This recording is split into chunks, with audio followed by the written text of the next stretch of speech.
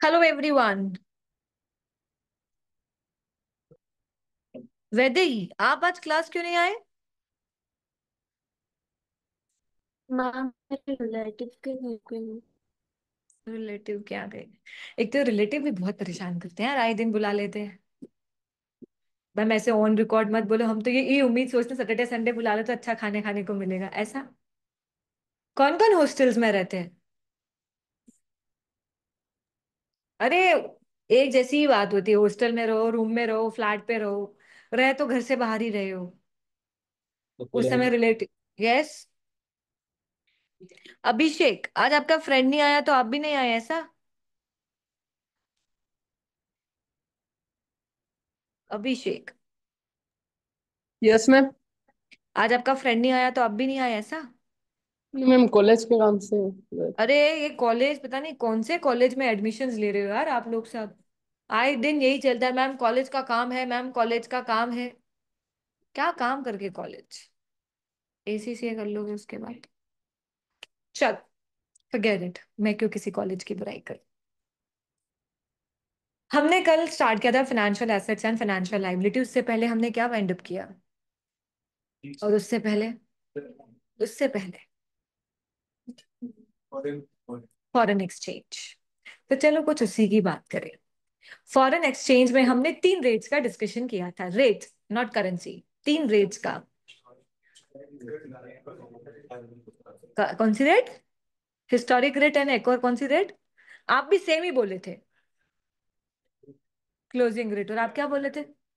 आप closing rate बोले थे। और पार्थ, आप क्या बोले थे? Current rate, closing rate. देखते दोनों ही। मैम, हिस्टोरिक रेट उस दिन की रेट को बोला जाएगा which we call spot rate. Ma'am, closing rate होती है वो कौन सी रेट कहलाती है? रिपोर्टिंग डेट पे होने वाली रेट को हम क्लोजिंग रेट बोलते हैं ना। एक एवरेज रेट का डिस्कशन किया था। Ma'am, when we enter into the transaction, जब भी ट्रांजैक्शन होगा हम उसको किस रेट पे लिखना पसंद करेंगे? हिस्टोरिक रेट पे। हमेशा ट्रांजैक्शन हिस्टोरिक रेट पे ही लिखाया जाता है। मैम, फिर ईयर एंड पे क्या करेंगे? नहीं, उससे कोई लेना देना नहीं है। हम पहले देखेंगे ट्रांजैक्शन सेटल्ड है या अनसेटल्ड, या नहीं, या सेटल्ड है या अनसेटल्ड है। मैम, सेटल्ड ट्रांजैक्शंस मींस उसका पेमेंट भी उसका पेमेंट दे दिया होगा या रिसीव्ड कर लिया होगा with in the year. With in the year मतलब क्या, एक साल में कि सेम रिपोर्टिंग पीरियड में? सेम रिपोर्टिंग पीरियड में, ठीक है। सो मैम, अगर ट्रांजैक्शन को सेटल्ड कर लिया तो उस दिन भी ट्रांजैक्शन को रिकॉर्ड करना होगा। उसको किस रिकॉर्ड पे, रेट पे रिकॉर्ड करते हैं? हिस्टोरिक रेट पे। मैम, जिस दिन हमको एक चीज क्लियर है, जब भी ट्रांजैक्शन होगा वो हिस्टोरिक रेट पे लिखाएगा। तो जब पेमेंट कर रहे हैं तो पेमेंट भी तो एक ट्रांजैक्शन हो रहा है, तो मैम उसको उसके हिस्टोरिक रेट पे लिखेंगे। और जो भी डिफरेंस आएगा, gain and loss, goes to the SOPL. Am I clear? Yes ma'am. Ma'am, unsettled transactions है तो ईयर एंड पे क्या करना पड़ेगा? अच्छा, you directly jump the second step. Ma'am, पहले क्लासिफाई करना पड़ेगा कि एसेट्स मॉनेटरी है या नॉन मॉनेटरी है। If it is a monetary तो आप किस पे लाओगे?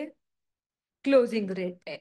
और नॉन मॉनेटरी है तो मैम उसी रेट पे रहने देंगे, हमको कोई लेना देना नहीं है, ठीक है। बट हमने समझा था, if we are following the fair value models for recording the asset, याद है?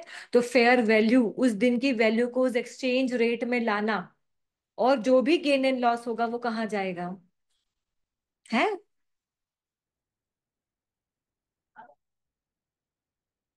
मैम, रिवैल्यूएशन मॉडल है तो ओसीआई में गेन जाएगा, और लॉस है तो एसओपीएल में जाएगा। क्या नॉन मॉनेटरी एसेट्स पे separately foreign exchange gain and loss लिखाता है? नहीं लिखाता है। Am I clear everyone? और इसके हमने दो तीन क्वेश्चन सॉल्व किए थे, यस और नो? यस। मैम, कल हमने foreign financial assets and liability पढ़ी। तो हमने ये तो समझ में आया हम फाइनेंशियल एसेट्स किसको बोलते हैं, किस किस को बोलते हैं फाइनेंशियल एसेट्स?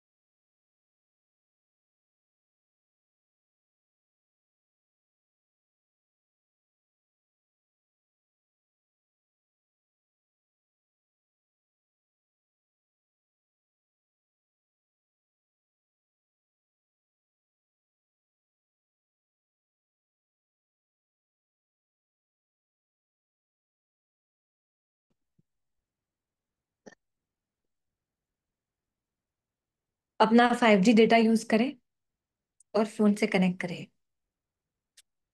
प्रफुल्ल को तो उम्मीद ही नहीं है यहाँ से। वो तो बोले मैम मैं पहले ही अपना वाईफाई कनेक्ट करके रखता हूँ, कौन इनके भरोसे मीटिंग से बाहर निकले। हाँ, फोन वही तो बोल रही हूँ, मेरे को यहाँ पे भरोसा नहीं है। चलो, तो मैम कल फाइनेंशियल एसेट्स पढ़ी थी, contractual right to receive cash, cash potentially favourable and investments in shares. Ma'am हमने फाइनेंशियल लाइबिलिटी पढ़ी थी। What do you mean by financial liability ma'am? Contractual obligations to deliver the cash. Can I say ma'am potentially unfavourable situation. और third one it's ma'am जब मैं up number of shares, मतलब अपना जो भी date है उसको सेटल्ड करने के लिए अपने ही नंबर ऑफ शेयर्स इशू कर रहा हूँ। तो ma'am in both the cases हम इसको फाइनेंशियल लाइबिलिटी बोलते हैं। अब बात ये आती है कि हमको ये समझ में आया फाइनेंशियल एसेट्स किसको बोलते हैं, फाइनेंशियल लाइबिलिटी किसको बोलते हैं। अब वो बोल रहा है how to account for financial liability in your books of account. Am I clear? Financial liability means ma'am किसी को लोन दिया होगा, मैंने बॉन्ड्स इशू किए होंगे। बॉन्ड्स मतलब पता है ना, मैं प्रोमिसरी नोट इशू करता हूँ, एक पेपर इशू करता हूँ जिसकी एक वैल्यू होती है कि ये 10,000 रुपीज का बॉन्ड है, मैं सामने वाले से 10,000 रुपीज ले लेती हूँ, मैं उसको बोलूंगी मैं रिडीम्ड 5 साल बाद करूंगी, तो मैं उस बॉन्ड्स को रिडीम्ड फ्यूचर में करती हूँ। जब मैं रिडीम्ड करूंगी, रिडीम मतलब वापस परचेज करूंगी, तो मैं ये जो 10,000 रुपीज है सामने वाले को वापस रीपे कर दूंगी। तो सामने वाला पागल तो नहीं है कि वो आपको 5 साल के लिए 10,000 रुपीज यूज करने के लिए दे देगा। उसके लिए वो क्या, अपन हम बोलते हैं कि इस बॉन्ड पे एक रेट है, कूपन रेट है 8% और 5%, जिससे मैं सामने वाले को क्या दे रही होती हूँ, इंटरेस्ट दे रही होती हूँ। Am I clear everyone? अब कल हमने इफेक्टिव रेट और कूपन रेट समझने की कोशिश की थी, बट मुझे ऐसा लगता है कुछ स्टूडेंट्स को डाउट है रिलेटेड टू दिस कि what do you mean by effective rate, what do you mean by coupon rate. So let's try to understand this things again. ठीक है, because it's very important to understand effective rate difference with the coupon rate. Why so? Because कैसा है, आपको इस पूरे chapter में यही use में आने वाला है, प्लस कॉन्सेप्ट आ गया तो अच्छी बात है, नहीं तो आपको टेबल में समझ आ जाएगा ये इफेक्टिव रेट से निकालना है, ये कूपन रेट से निकालना है। ठीक है,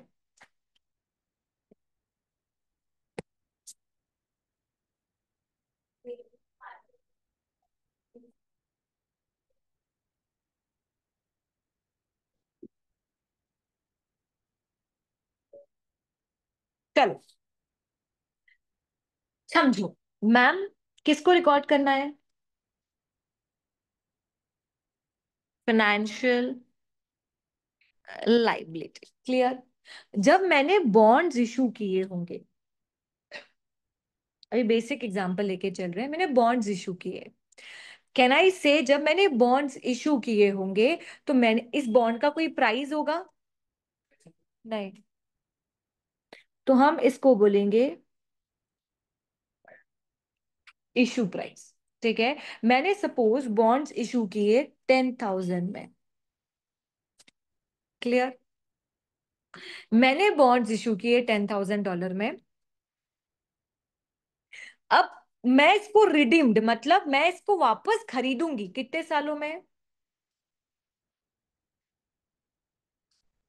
रिडीम्ड करूंगी 5 years में। Am I clear? मतलब मैं 5 साल बाद सामने वाले को वापस 10,000 रुपए दे दूंगी। फिर मैंने बोला कूपन रेट। कूपन रेट एक बाय डिफॉल्ट रेट होती है, बाय डिफॉल्ट नहीं, मतलब हम जब इशू करते हैं तो मैं एक रेट दे देते हैं कि मैं इस बॉन्ड पे आपको सपोज 4% का इंटरेस्ट दूंगी। इट्स मीन्स दैट मैं एवरी ईयर आपको क्या दूंगी? इंटरेस्ट। और इंटरेस्ट किस रेट से दूंगी? 4% से दूंगी एवरी ईयर। तो मेरी रिस्पॉन्सिबिलिटी है कि मैं हर साल इंटरेस्ट पे करूंगी। ठीक है, जब आपको कोई लाइबिलिटी पे करनी होती तो पहले आप लाइबिलिटी क्रिएट करते हो या नहीं करते हो? तो डू यू थिंक आप पीएनएल में खर्चा बुक करोगे और उसी अमाउंट से आपकी बॉन्ड की प्राइस बढ़ाओगे? यस और नो? तो मैं जब भी अब मुझे डेबिट करूंगी फाइनेंस कॉस्ट, कैन आई से डेबिट होगी फाइनेंस कॉस्ट कितनी की मैम? 10,000 का 4%, 400। क्लियर? और मैम क्रेडिट करूंगी मैं बॉन्ड्स कितने का? 400। बढ़ाया बॉन्ड्स के, पहले लाइबिलिटी बढ़ाई, और जब मैं पेमेंट कर दूंगी, कैन आई से, मैं डेबिट कर दूंगी बॉन्ड्स, बॉन्ड्स की लाइबिलिटी कम कर दूंगी, और क्रेडिट कर दूंगी कैश। यस और नो? लॉजिकली मैं पीएनएल में खर्चा डाल रही हूँ। आप भी कॉमन सेंस में सोचो कि आपने किसी से 10,000 रुपए लिए हैं और वो आपको बोल रहा है कि हर साल आपको इंटरेस्ट देना है 4% से, तो आपको अब लॉजिकली ईयर एंड पे कितना देना है? 10,000 तो पुराना लोन का अमाउंट और 4% इंटरेस्ट। कैन आई से? तो पीएनएल में खर्चा बुक किया और लाइबिलिटी का अमाउंट बढ़ा दिया, और जब आपने पे कर दिया तो आपने लाइबिलिटी कम कर दी और कैश से एडजस्ट किया। यस और नो? यस। अब मैं बोलती हूं, मैंने इसको रिडीम्ड भी 10,000 पे किया। किस पे किया? No discount, no transaction cost, no premium. Clear? Yes ma'am. Ma'am तो टेबल कैसी बनेगी? कैन आई से, मेरा ओपनिंग बैलेंस 10,000 का था, मैंने एक लाइबिलिटी खड़ी की कि मुझे इतना अमाउंट पे करना है, which is called interest payable. इतने से मेरी लाइबिलिटी बढ़ी, और फिर मैंने बोला कि मैंने कितना, मैं हर साल इंटरेस्ट तो पे करूंगी, ये अज्यूम किया जाता है कि आप इंटरेस्ट तो पे कर ही रहे होंगे, अनलेस वो बोले कि आपने नहीं किया है, तब तक तो अज्यूम अज्यूम क्या किया जाता है, हम पे कर ही रहे हैं। तो लेस क्या करेंगे? Interest paid. 400 ही पे करना है ना, इंटरेस्ट पेड कैसे निकलेगा? मैं, हमको 10,000 का हर साल 4% देना है, ये तो क्लियर है? ठीक है। और मैम क्लोजिंग बैलेंस कितना आया? 10,000। कैन आई से, first second third fourth year तक सेम सेम सेम प्रोसेस चलेगी, और यहाँ पे 10,000 का बैलेंस आ जाएगा, ultimately it will become zero. Yes और नो? भावेश, यहां तक सेटल्ड हो? ये बहुत बेसिक एग्जांपल है जहां हम, कोई इफेक्टिव रेट नहीं है, कोई प्रीमियम नहीं है, कोई डिस्काउंट नहीं है, कोई ट्रांजैक्शन कॉस्ट नहीं है। क्लियर? यहां तक क्लियर है? टर्म्स क्लियर है? इशू प्राइस किसको बोला जाता है? इशू प्राइस, जो उसकी प्राइस है, फेस प्राइस है, जो भी प्राइस बोलो, ठीक है। मैम कूपन रेट किसको बोला जाता है? जो डिम्ड एक फैक्टर है कि हम 4% देंगे ही देंगे, भले से मैंने आपको सस्ते में इशू कर दिया होगा, पर मेरा फिक्स्ड है। जैसे सपोज मैंने भावेश को बेचा, भावेश ने यही बॉन्ड प्रफुल्ल को बेच दिया 8,000 में, उसको जरूरत थी, पर कंपनी ने तो कमिट क्या किया है, 10,000 पे 4% देगी, तो मैं प्रफुल्ल को, भले से वो बॉन्ड प्रफुल्ल को 8,000 में मिले हैं, मेरी रिस्पॉन्सिबिलिटी तो कितनी है, 10,000 पे 4% देना। M I clear? भावेश ने प्रफुल्ल को क्यों सस्ते में बेचा? क्योंकि भावेश को पैसे की जरूरत थी, तो भावेश ने उसको सस्ते में बेचा। वो इनकी आपस की अंडरस्टैंडिंग है। कंपनी ने तो क्या बोला है, 10,000 पे 4% दूंगा ही दूंगा। क्लियर? तो हमेशा आपका ये जो इंटरेस्ट पेड का कॉलम है, वो आपका issue price multiply by coupon rate रहेगा। कंपनी की जो इशू प्राइस थी, और जो उसने प्रॉमिस किया था कि मैं इतना इंटरेस्ट पे करूंगा, अब सामने वाले को डिस्काउंट में मिले, प्रीमियम में मिले, जैसे भी मिले, मेरा तो कमिटमेंट जो था मैं वही करूंगा। Am I clear everyone? Yes और नो? ये एक बेसिक टेबल थी, कोई कंफ्यूजन नहीं। अब मेरी बात समझो, हमारी बुक्स में बोला गया है फाइनेंशियल लायबिलिटी को रिकॉर्ड करने के लिए 2 मेथड्स प्रोवाइड की गई है। कौन कौन सी? फेयर वैल्यू थ्रू पीएनएल और अमोटाइज मेथड। गाइस, ये याद रखना, एग्जाम्स में आएगा कि फाइनेंशियल लाइबिलिटी को रिकॉर्ड करने के लिए कौन सी 2 मेथड्स प्रोवाइड की गई है। तो कौन सी 2 प्रोवाइड की गई है? फेयर वैल्यू थ्रू पीएनएल और अमोटाइज कॉस्ट। क्लियर? आप, मैम तो क्वेश्चन ये आता है कि कौन सी मेथड कब यूज करें, आता है। तो बाय डिफॉल्ट अगर कोई डेरिवेटिव्स है, हमने डेरिवेटिव सीखे क्या? नहीं सीखे, ये हम एफएम में सीखेंगे। ठीक है।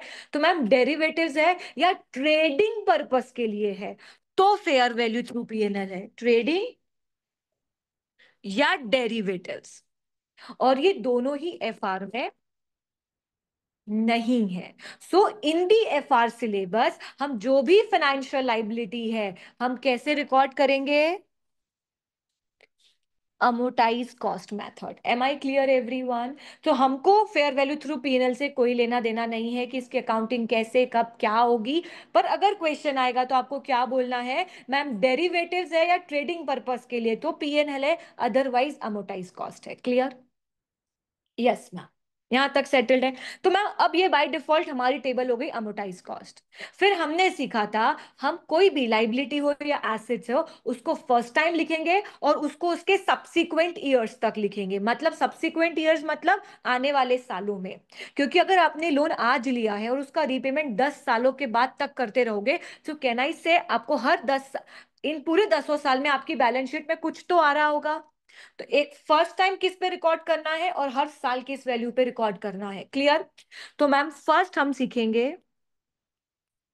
Initial measurement. ठीक है। आप किस वैल्यू पे रिकॉर्ड करोगे।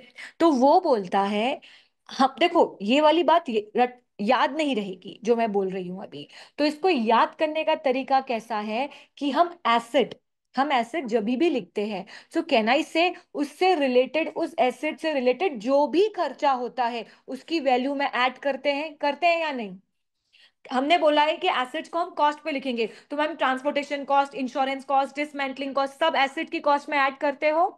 जब एसेट में ऐड करते हो तो लाइबिलिटी में क्या कर दोगे, माइनस कर दोगे। ठीक है। तो मैम इसको रिकॉर्ड किया जाता है fair value minus transaction cost. बच्चे कंफ्यूज होते हैं क्योंकि क्या होगा जब मैं एसेट का लिखाना पढ़ाऊंगी तो मैम मैं इसको रिकॉर्ड करूंगी fair value plus transaction cost. तो फिर कंफ्यूजन होगा कि उधर प्लस कर रहे हैं इधर माइनस कर रहे हैं। तो एसेट का दिमाग में रखना कि सारे खर्चे ऐड होते हैं तो लाइबिलिटी में क्या होगा, minus. Am I clear. Ma'am transaction cost कैसे, अरे ब्रोकरेज लग गया, मैंने जब इशू किया तो ऑब्वियसली एजेंट को कमीशन देना पड़ गया। अब मैंने जब इशू किया तो अब मैं कैसे मेजर क्राउड कवर करूं, तो मैंने बोला चलो इनिशियली डिस्काउंट दे देते हैं। जैसे कपड़े भी तो खरीदते हैं ना। जैसे आज वेस्ट साइड की सेल चालू हुई, उनका 1500 का कुर्ता अदरवाइज खरीदोगे तो 1500 का ही मिलेगा। सेल पे क्या कर दिया, 20% ऑफ, 30% ऑफ। क्यों, majority of the customer cover करने के लिए। अब कंपनी को आज पैसा चाहिए, उसने उसकी इशू प्राइस 10,000 लिखी थी पर बोला कि अगर आज खरीदते हो तो चल 2.5% डिस्काउंट दे देंगे, चल 2% डिस्काउंट दे देंगे। तो ये क्या है, आपका खर्चा ही तो है, transaction cost. Am I clear, done. Yes ma'am. तो मैम इनिशियली किस वैल्यू पे रिकॉर्ड किया जाएगा, सपोज आपने 1 लाख का फेयर वैल्यू का इशू प्राइस का इशू किया। ठीक है। अब बहुत अच्छे से समझना, इसी को समझो।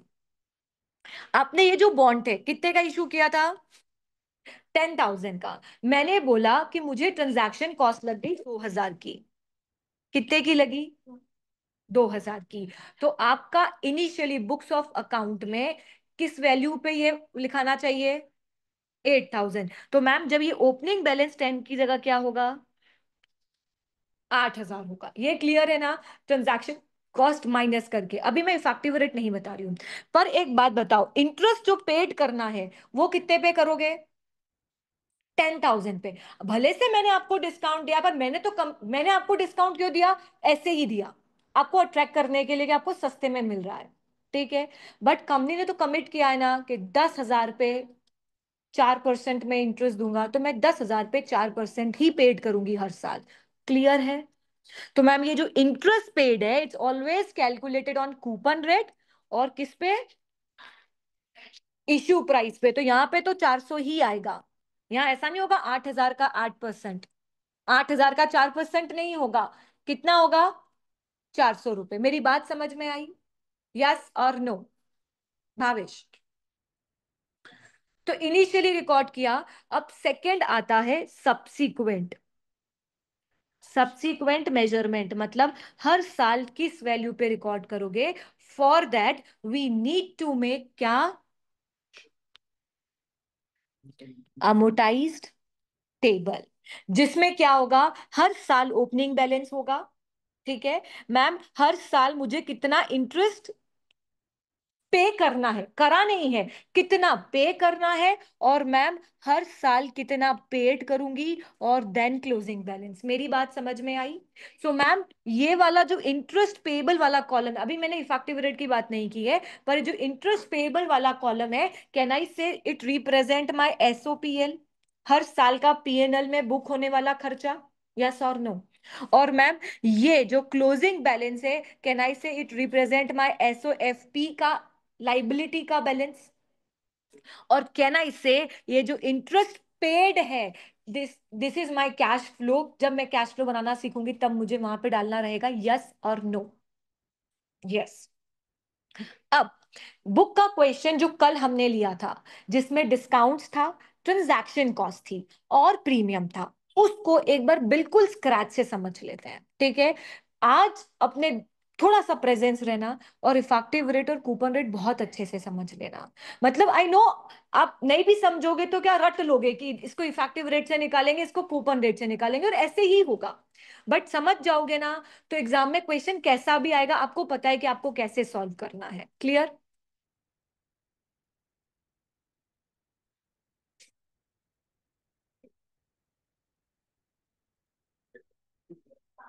ये दोनों विजिबल है आपको आमने सामने, प्रॉपर स्क्रीन पे दिख रहा है कि ऊपर नीचे लिखूं? दिख रहा है, रीडेबल है ना? ऑन 1 जनवरी 2002, ठीक है, एंटिटी इश्यूज फोर पर,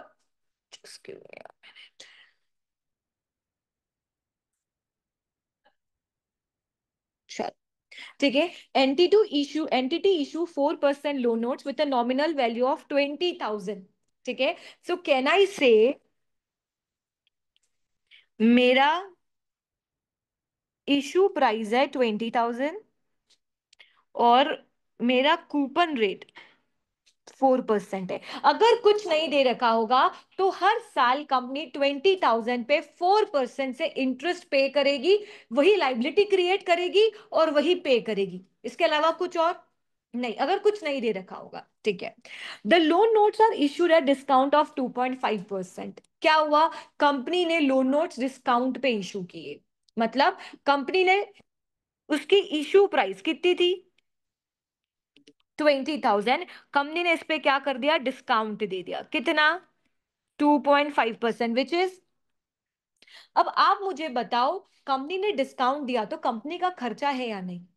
है। सो कैन आई से ये खर्चा पीएनएल में जाना चाहिए, कंपनी ने दिया है, उस साल का खर्चा है तो पीएनएल में जाना चाहिए। तो मैम ये एसओपीएल में जाना चाहिए, माना। कब जाना चाहिए मैम? जिस साल दिया, तो कैन आई से फर्स्ट ईयर में जाना चाहिए, क्योंकि हाथों हाथ ही दे दिया। यस और नो?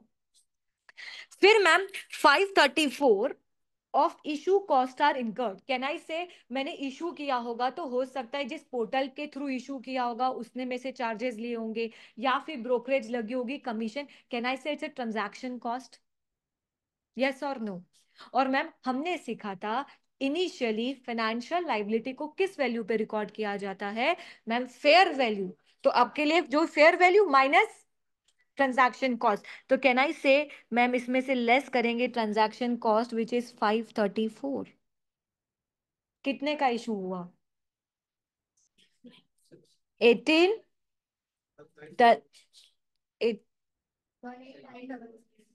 ठीक है ना? 18966 मैम इतने पे इशू किया। कैन आई से दिस इज माई, क्योंकि मेरे पास तो पैसा इतना ही आया, और इतना ही आया तो मैं इतने की ही लाइबिलिटी खड़ी करूंगा। और कैन आई से मैम ये ट्रांजैक्शन कॉस्ट भी एसओपीएल का खर्चा है फर्स्ट ईयर में? यस और नो? ठीक है। The loan notes will be repayable at a premium of 10%, मतलब जब भी 31 दिसंबर 2006, मतलब 5 साल बाद मैं क्या करूंगा? रिडीम्ड करूंगा। इट मींस दैट सामने वाले को उसका पैसा देके मेरे बॉन्ड्स वापस ले लूंगा, है? Yes ma'am. तो मैम उसने क्या बोला है? Repayable at a premium of 10%, ठीक है, 10% की प्रीमियम पे देगा। तो कैन आई से मैम उसकी इशू प्राइस 10,000 थी, तो मैम वो रिडीम्ड कितने पे करेगा? Can I say 10,000 plus 10% premium is equal to 22,000? Yes or no? मतलब वो 20,000 के बॉन्ड्स के बदले आपको कितना रुपया देगा? 22,000। डू यू थिंक मैं 2,000 का एक्स्ट्रा एक्सपेंसेस पे कर रही हूँ, 20 के बदले 2,000 एक्स्ट्रा दे रही हूँ? यस और नो? और कैन आई से मैम ये 2,000 भी एक खर्चा है, ये भी एसओपीएल में जाना चाहिए फिफ्थ ईयर में? यस और नो? यस। यहां तक क्वेश्चन सेटल्ड है? Yes ma'am. अब मेरी बात सुनो, आप सोचो भावेश, ये बोल रहा है फर्स्ट ईयर में खर्च, ये बोल रहा है फर्स्ट ईयर में 500 का खर्चा जाना चाहिए, फर्स्ट ईयर में 534 का, और सेकेंड ईयर में 2,000 का। बट एक बात सोचो, ये सारा खर्चा किससे रिलेटेड है? कैन आई से इस बॉन्ड से रिलेटेड है। इस बॉन्ड से जनरेट करने वाला जो पैसा है 20,000 रुपए जो आपने जनरेट किया है, कैन आई से आप उसको 5 साल यूज करोगे? 5 साल यूज करोगे और 5 साल रेवेन्यू जनरेट करोगे। सो कैन आई से मैम ये खर्चा भी पर्टिकुलर उस ईयर का नहीं है, 5 सालों में स्प्लिट होना चाहिए due to the matching concept. Matching concept क्या बोलता है? Expenses should be match with the revenue. मतलब आप पीएनएल में फर्स्ट ईयर में 500 नहीं डालोगे, आप उसको 5 साल में डालोगे। अब कौन से साल में कितना डलेगा वो कैसे पता चलेगा? मैम ये जो 534 का खर्चा, ये भी फर्स्ट ईयर का नहीं, ये भी 5 साल में जाना चाहिए। और मैम ये 2,000 का भी स्प्लिट होना चाहिए 5 सालों में। क्लियर? यस और नो? Yes ma'am. सो वो बोलता है, और एक चीज और, आप एक्सपेंसेस की लिस्ट लिखो। मैम डिस्काउंट कितने का? 500 का। मैम ट्रांजैक्शन कॉस्ट 534 का खर्चा। मैम प्रीमियम कितने का? 2,000 का खर्चा। और कैनाई से हर साल आप इंटरेस्ट भी तो पे करोगे, वो भी तो खर्चा है, वो भी पीएनएल में जाएगा या नहीं? मैम इंटरेस्ट जाएगा कितना? कैनाई से 20,000 का 4%, 800। कैन आई से 800 इंटू 5, 5 सालों का खर्चा होगा। मैम ये पूरा खर्चा पीएनएल में जाना चाहिए 5 सालों में, डालो कि टोटल।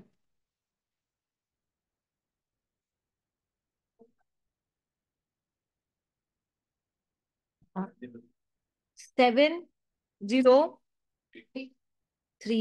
मैम ये पूरा खर्चा पीएनएल में जाना चाहिए 5 सालों में, जाना चाहिए या नहीं? अब हमको समझ में नहीं आ रहा कौन से ईयर में कितना डालें। तो उन्होंने इन सारे खर्चों को प्रॉपर डिस्ट्रीब्यूट करने के लिए आपको क्वेश्चन में क्या दे दी? आपको क्वेश्चन में दे दी इफेक्टिव रेट। कितनी the effective rate? Ma'am effective rate है 7%। क्लियर? यस और नो? ठीक है। अब करो, ओपनिंग बैलेंस कितना था आपका? 18,966। फर्स्ट ईयर की बात हो रही है ये।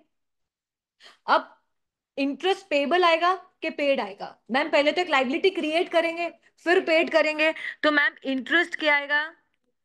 पेबल। पेबल करना है मैम, ये पूरा खर्चा पीएनएल में जाना चाहिए। ठीक है। तो मैम इसको किस पे कैलकुलेट करेंगे?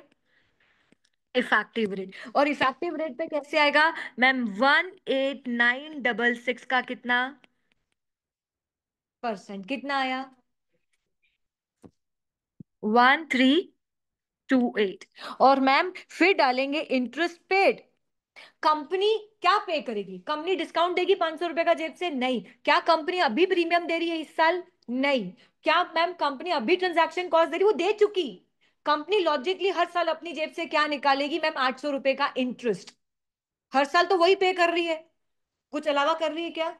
नहीं। तो मैम कितना लगेगा? मैम हर साल निकालेंगे 20,000 का कितना? 4%, 800 पेड किया। बताओ क्लोजिंग बैलेंस कितना? 19,494। Clear? Yes ma'am. Ma'am next year ये ओपनिंग बना 19,494। क्लियर? यस और नो? यस। अब मैम इस पे लगेगा 7% का इंटरेस्ट। कितना लगा?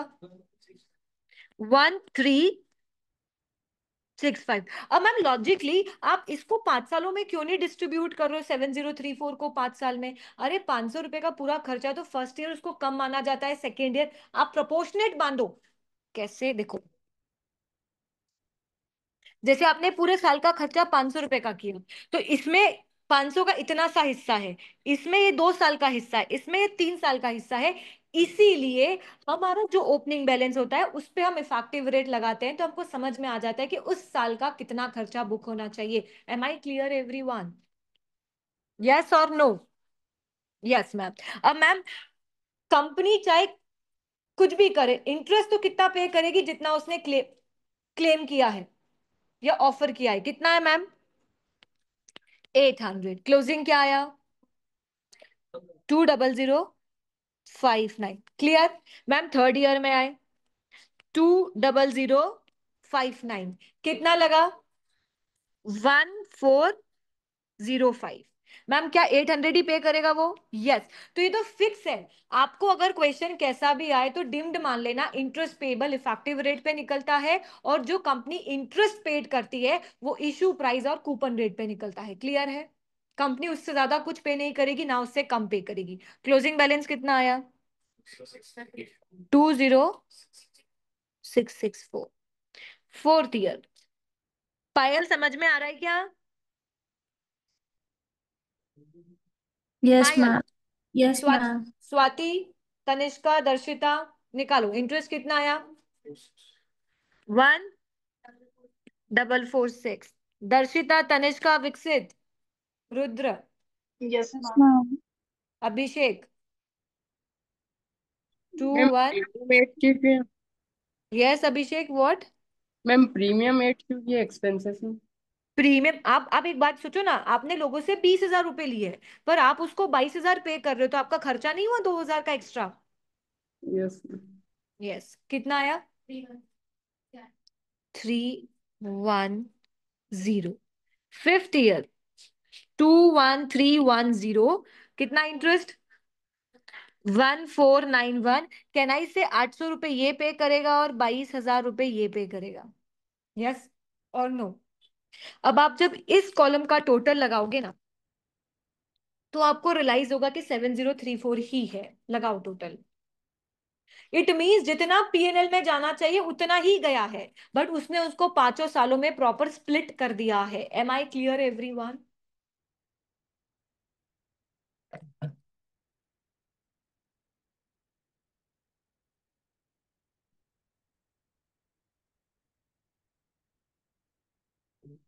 आया समझ में? तो मैम, आपने भी लॉजिकली यही बोला था कि पीएनएल में 7034 का खर्चा जाना चाहिए, तो इफेक्टिव रेट ने क्या किया, उसको प्रॉपरली स्प्लिट कर दिया। Clear everyone?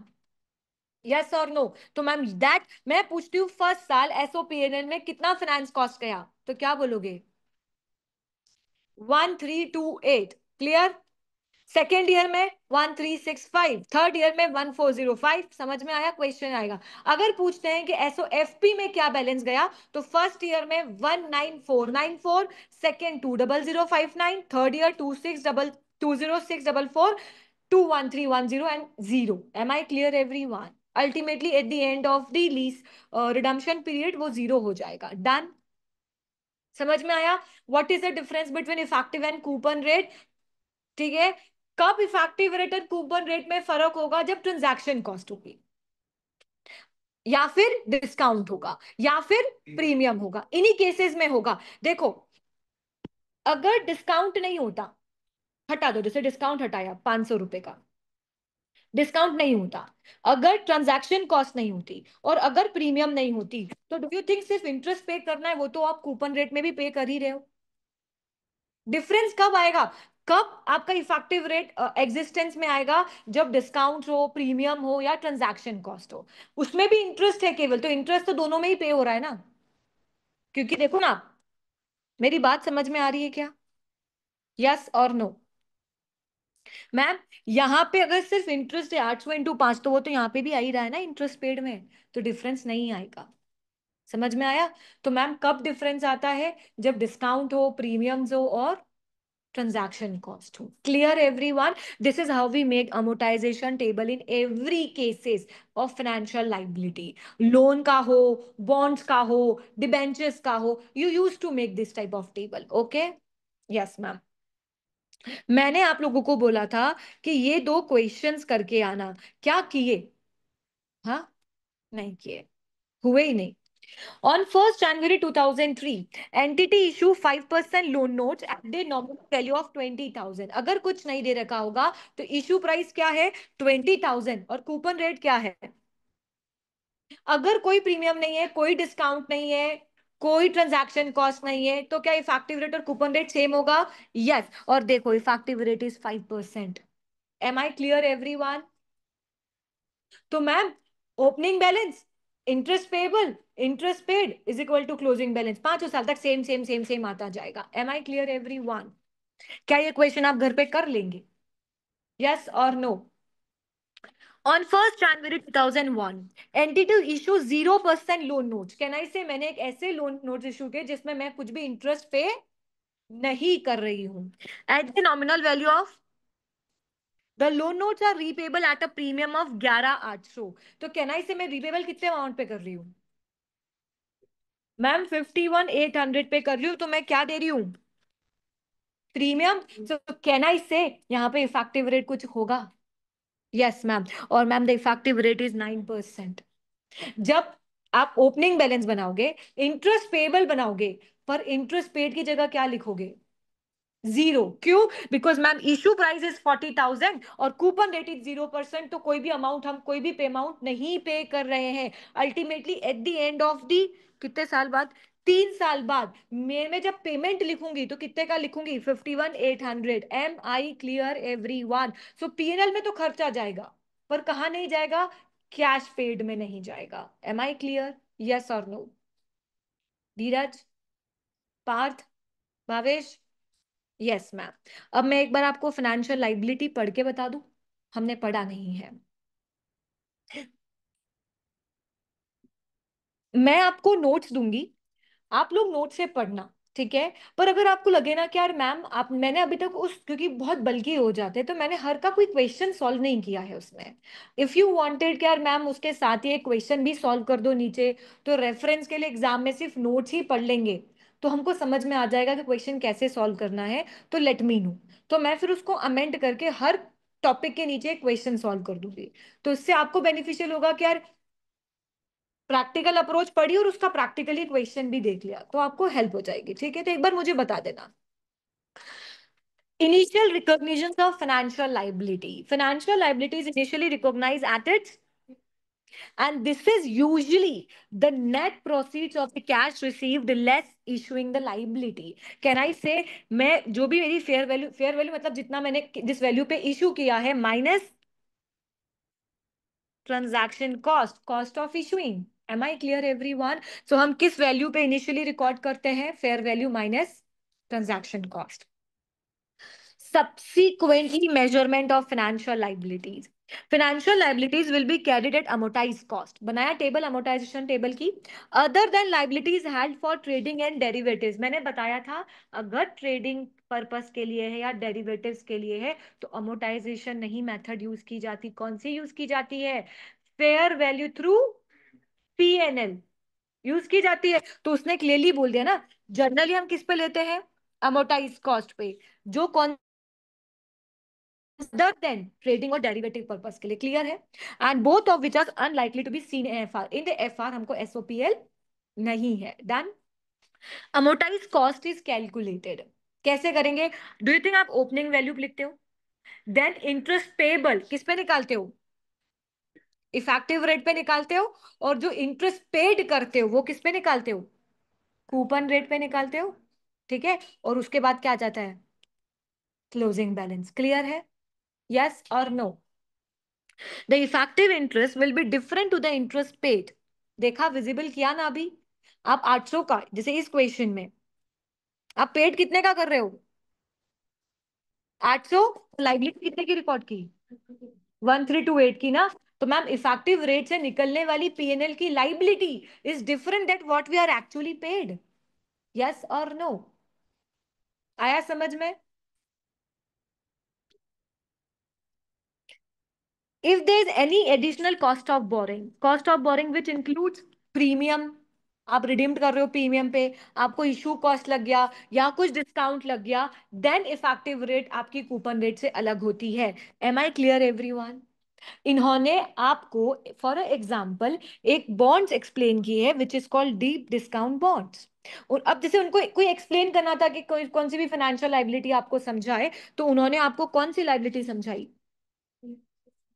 Deep discount bonds is a kind of bond जो मैं इशू करती हूँ, पर उस पे मैं हैवी डिस्काउंट देती हूँ। क्यों देती हूँ? मतलब देखो क्या होता है, समटाइम्स कंपनी नीड्स मनी, पर अगर वो मार्केट से बोरो कर रही है तो उसको बहुत एक्सपेंसिव पड़ रहा है, और हो सकता है कि वो ऑलरेडी इतने बोरो कर चुकी है कि अब कोई लोन नहीं दे रहा, तो वो क्या करती? बॉन्ड्स इशू करे। अब उसने क्या किया? 10,000 का बॉन्ड्स था, अगर आपको मैं बोलूं 10,000 का बॉन्ड है और मैं आपको 4,000 में ही दे रही हूँ, आप ले लोगे ना? क्योंकि ultimately at the end of redemption period आपको तो 10,000 रुपए मिल रहे हैं और उस पर इंटरेस्ट भी मिल रहा है। तो मैम डीप डिस्काउंट बॉन्ड ऐसे होते हैं जो उस पर डिस्काउंट क्या होता है? बहुत ज्यादा। तो डू यू थिंक अगर डिस्काउंट ज्यादा है तो इंटरेस्ट रेट कम होगी? यस और नो? मतलब मैं आपको डिस्काउंट पे भी दूं और इंटरेस्ट रेट भी दूं तो मेरा दिमाग तो नहीं खराब है यार। तो मैं आपको बोलती हूँ मैं आपको अभी डिस्काउंट पे दे रही हूँ, पर इंटरेस्ट रेट मार्केट से कम लगाऊंगी। जहां आप मार्केट में लोन देते तो आपको 10% का इंटरेस्ट मिलता है, मैं आपको 6% दूंगी। समझ में आया? तो मैम डीप डिस्काउंट बॉन्ड्स कैसे होते हैं? जिसपे डिस्काउंट ज्यादा होता है, तो कूपन रेट जो हम इंटरेस्ट रेट दे रहे होते हैं सामने वाले को, वो क्या होती है? कम होती है। Clear? It's a common form of financial instrument as a deep discount bond. Obviously आपने मुझसे बॉन्ड खरीदा है, तो वो आपके लिए एसेट हो गई, और मेरे लिए क्या हो गई? Liability. A deep discount bond is a following features. उनकी जो इशू प्राइस पे डिस्काउंट पे इशू करते हैं। डन। मैम कूपन रेट उनका क्या होता है? मार्केट रेट से क्या होता है? लोअर। ऑब्वियसली मैं आपको सस्ते में भी दूं और रेट भी सेम दूं तो मैं तो। और फुल कॉस्ट ऑफ बोरिंग। आप जब कॉस्ट ऑफ बोरिंग्स की बात करोगे तो मैंने आपको एक बार याद है बोला था, कॉस्ट ऑफ बोरिंग हम इंटरेस्ट बोलते हैं, पर कॉस्ट ऑफ बोरिंग्स क्या होती है? अमाउंट बोरो करने की कॉस्ट। कोई अमाउंट बोरो कर रही हूँ उसकी कॉस्ट। अब मैं आपको 10,000 का आइटम 6,000 में दे रही हूँ, तो डू यू थिंक वो 6,000 बोरो करने के लिए मैं 4,000 का नुकसान उठा रही हूँ? This is my cost of boring. तो cost of borrowing includes everything. It includes discounts, it includes premium, it includes transaction cost, or it includes interest. Am I clear? Ma'am, cost of borrowing includes issue cost, discounts, interest payments, and premium on redemptions. Am I clear? Cost of boring का meaning समझ में आना, amount को बोरो करने के लिए जो भी खर्चे हुए। मैंने एजेंट को पैसा दिया तो वो भी अमाउंट को बोरो करने का खर्चा है। मैं आपको प्रीमियम में रिडीम्ड कर रही हूँ तो क्यों कर रही हूँ? पैसा लिया है तो प्रीमियम में दे रही हूँ, तो वो भी कॉस्ट ऑफ बोरिंग है। Am I clear? The initially carrying amount of the bond will be net proceeds of the issue, fair value minus. आप इनिशियली किस वैल्यू पे रिकॉर्ड करोगे? पर जब इंटरेस्ट पेड निकालोगे तो वो किस पे निकालोगे? Issue price multiply by coupon rate. उसमें आप ये नहीं करोगे कि ट्रांजैक्शन कॉस्ट भी माइनस कर दो, मेरे पास तो 98 ही आया तो मैं 98 पे इंटरेस्ट दूंगा। नहीं, आपने कहा है ना 1 लाख का बॉन्ड है तो आपको 1 लाख पे डिस्काउंट देना, इंटरेस्ट देना है। Clear? The full finance cost will be charge over the life of the instrument so as a given constant periodic rate of interest. The constant periodic rate of interest sometimes called. आप effective rate पे PNL में liability डाल रहे हो ना? Am I clear? In F R question the effective rate interest will be given, आपको दे रखी होगी, not need to calculate the effective rate. तो इनिशियल वैल्यू पर आप पीएनएल का खर्चा किस पे निकालोगे? Effective rate which is called interest payable. फिर आप इंटरेस्ट पेड करोगे, it is calculated on coupon rate, और कूपन रेट किस पे अप्लाई होगा? issue price पे is equal to closing balance. Am I clear everyone? This is how we need to make the amortization table. What you have to do, please try to solve question number 1 का 1 and 2. ठीक है? Third हमने कर लिया है। Again if you wanted to practice to understand और deeply so go ahead. ठीक है? चलो, एक नई चीज फाइनेंशियल लाइबिलिटी में ही। आपने कभी प्रेफरेंस शेयर सुने हैं? ये मैंने आप लोगों को एफए में पढ़ाया है। मैंने ऐसे किया ही नहीं है मैम, मैं तो आया ही लेट था। धीरज को आ गई खांसी क्योंकि उसने अटेंड किया है पर वो हाँ नहीं बोल सकता क्योंकि वो भूल चुका है। पार्थ ने भी अटेंड किया है पर पार्थ भी भूल चुका है। भूल सके? कितना कॉन्फिडेंस है ना मेरे को अपने स्टूडेंट्स पे। Reference shares,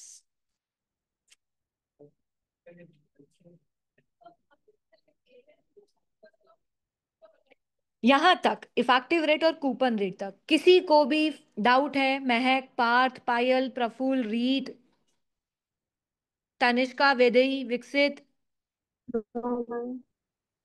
yes वेदई? वेदई आप कुछ बोले?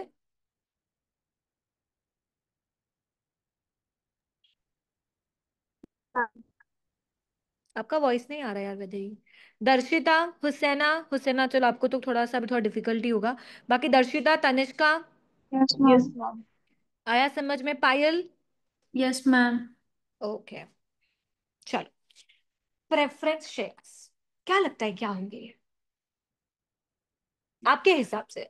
हाँ, इक्विटी से पहले प्रायोरिटी, पर आपके हिसाब से बैलेंस शीट में ये शेयर्स होंगे? मतलब इक्विटी का हेड होगा?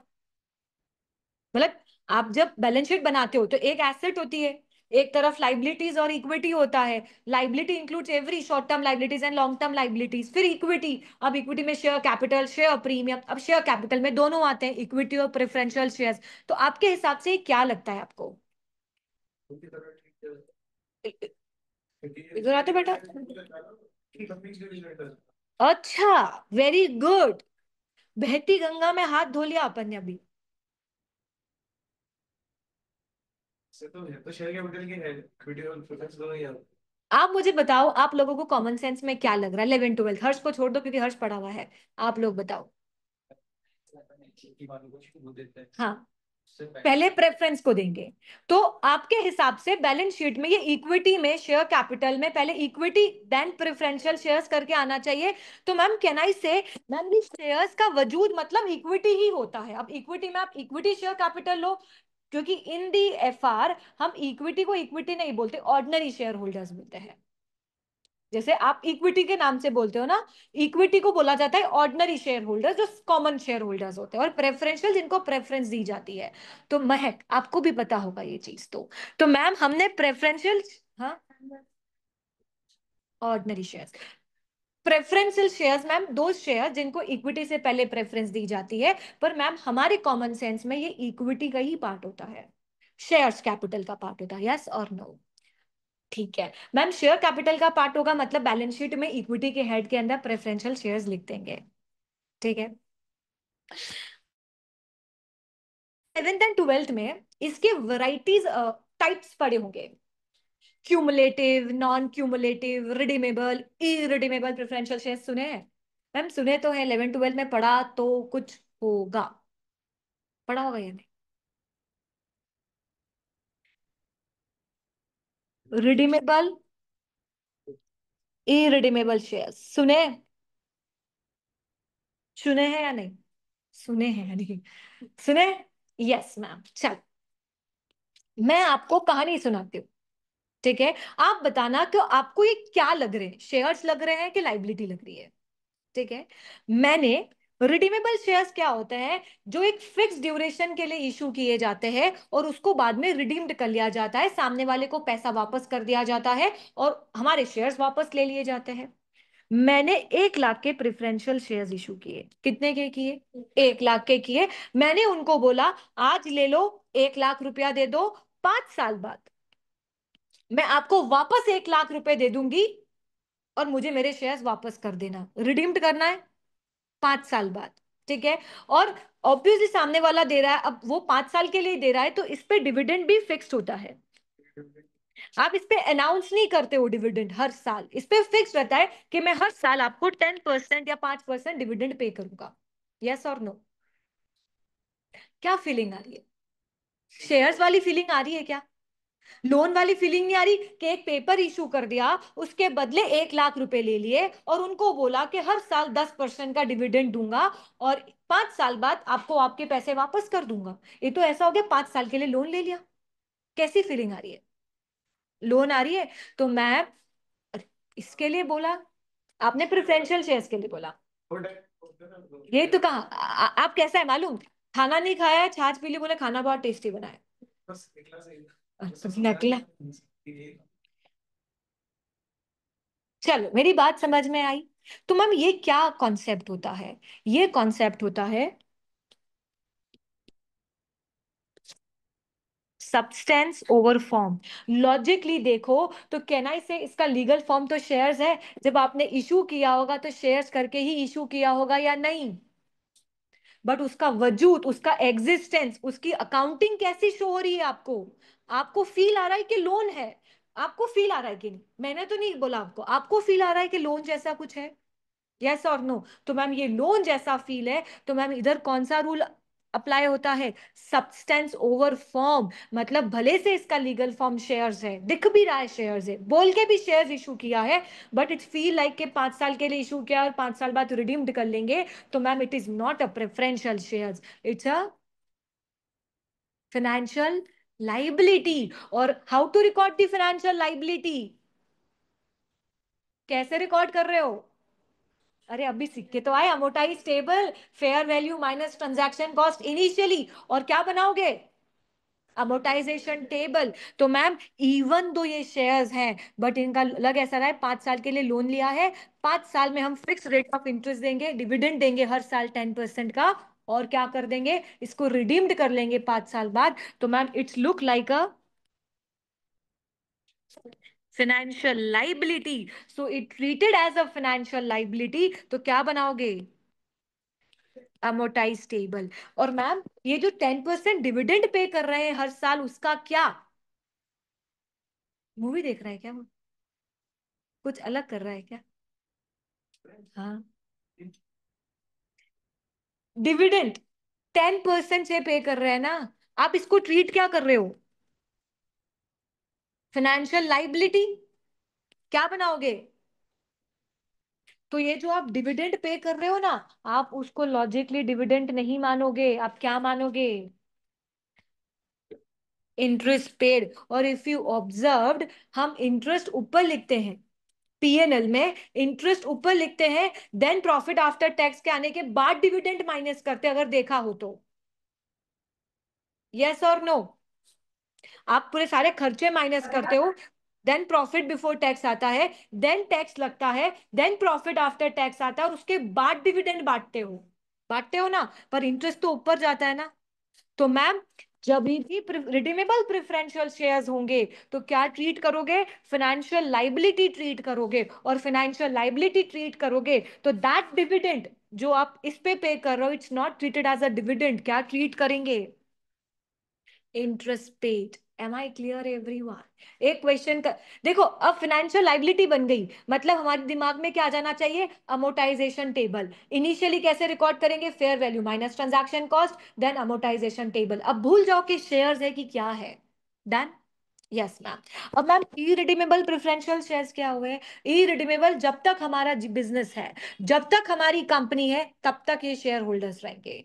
तो मैम मतलब जब कंपनी को वाइंड अप करेंगे, सारी एसेट्स बेच देंगे और सारी लाइबिलिटी को पे ऑफ कर देंगे, तो जो भी अमाउंट बचेगा उसकी पहली प्रेफरेंस किसको दी जाएगी, प्रिफरेंशियल को, देन एक ऑर्डिनरी शेयर होल्डर्स को दी जाएगी। इट मींस दैट मैम इनका एग्जिस्टेंस तो शेयर जैसा ही फील हो रहा है, ऐसा नहीं है कि कोई 5-10 साल में रिडीम्ड कर रहे हैं, ऐसा कुछ नहीं है, कोई लोन नहीं लिया है, और जो बचेगा उतना ही दोगे, ऐसा नहीं है। मालूम पड़ा प्रॉफिट बचा 60,000 का, और प्रिफरेंशियल शेयर थे 1 लाख के, तो पे कितना ही करोगे, केवल 60,000, क्योंकि जितना बचा उतना ही पे करते हैं।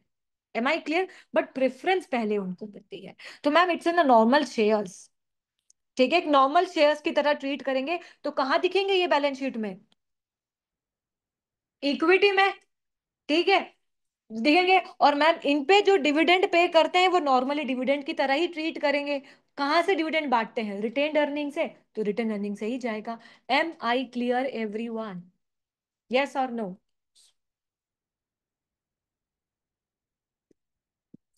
If irredeemable preferential shares contains no obligations to make any payment, either of capital or dividend, they are classified as equity.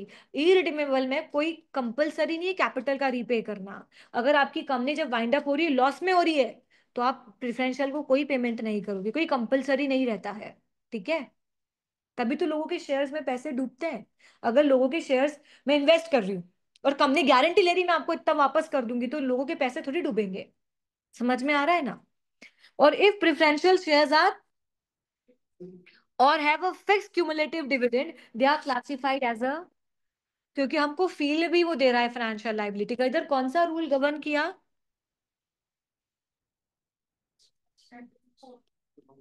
ध्यान रखना कौन सा रूल गवर्न कर रहा है, substance over form.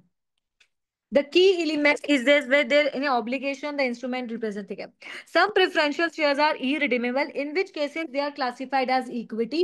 When preferential share provides mandatory redemption by the issuer or a fixed determinable amount at a fixed determined future date, or gives the holder to right acquire to redeem the shares or after a particular पढ़ लेना इसको, इसमें सिर्फ यही कहानी लिखी है कि अगर आप किसी फिक्स डेट पे रिडीम्ड करते हो, फिक्स डिविडेंड दे रहे हो, तो that that shares consider as a redeemable shares, और redeemable shares classified as a financial liability. The accounting treatment of interest and dividend depends upon. अगर इक्विटी का डिविडेंड है मतलब इरिडीमेबल शेयर्स है तो आप उसको क्या मानोगे, नॉर्मल डिविडेंड मानोगे, और उसको कहां से एडजस्ट करोगे, इक्विटी, इक्विटी के अंदर रिटेन अर्निंग आता है, रिटेन अर्निंग से, क्लियर। और अगर क्लासिफाइड एज अ लाइबिलिटी उसका डिविडेंड है रिडीमेबल का, तो आप उसको क्या ट्रीट करोगे, in the statement of profit and loss. Am I clear, yes और नो? Read this question. अब क्या हुआ है, रिडीमेबल है, तो अब भूल जाना कि शेयर्स है, आपको क्या मानना है, फाइनेंशियल लाइबिलिटी है। Financial liability initially recorded at fair value minus, फिर opening interest payable, interest paid and closing. Please do that question.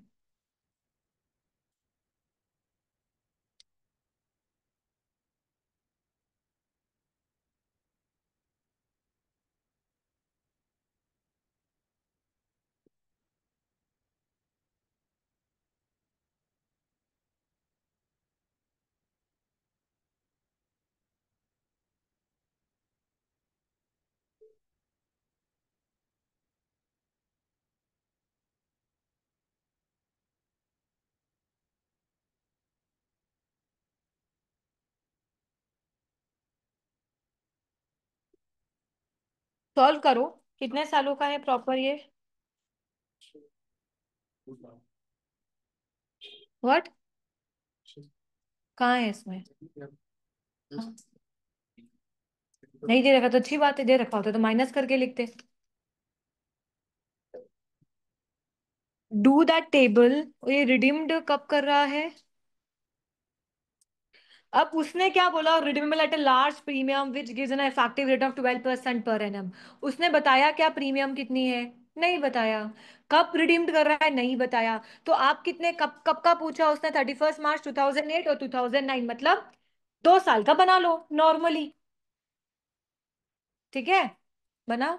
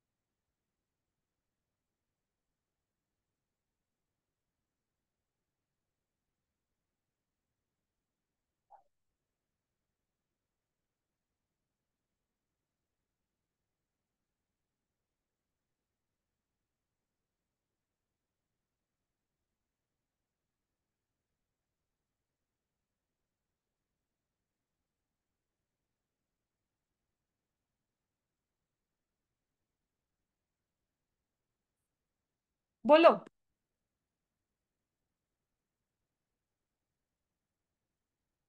Opening कितना? ओपनिंग 40,000। इंटरेस्ट पेबल कितना? मैम 40,000 का 12% कितना आया? 4800। इंटरेस्ट पेड, मैम इन्होंने ना भले से प्रीमियम का अमाउंट नहीं बताया, पर उसने जब ये बात कह दी ना कि प्रीमियम पे रिडीम्ड कर रहा है, तो हमको समझ में आ गया there is a effective rate और there is a coupon rate. Interest paid कितने पे किया मैम? 40,000 का 8% विच इज क्या आया closing balance? 41,600। Ma'am next year का ओपनिंग 41,600, इंटरेस्ट कितना? 4,992। Ma'am 3,200 closing, 3,392। मैम अब बताओ, मैम पीएनएल में कितना जाएगा? First year 4,800 and second year 4,992। और यही बात करेंगे कि SOFP में कितना जाएगा, तो फर्स्ट ईयर में 41600, सेकेंड ईयर में 43392। Am I clear everyone? Bhavesh, आया समझ में? सो मैम, भले से प्रेफरेंशियल शेयर से तो डरना नहीं। अगर रिडीमेबल है तो कैसे ट्रीट करेंगे? फाइनेंशियल लायबिलिटी तो भूल जाओ कि शेयर्स लिखा है।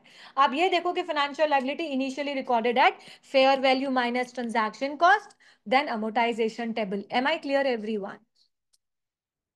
Let's take a break of 10 minutes. Then I'll start a new topic which is called compound instrument. अब ये टॉपिक देखते हैं, स्टार्ट करते हैं, कंप्लीट शायद हो जाए। Let's see. इट्स वेरी और हाँ, हाँ, पेमेंट क्या करना होता?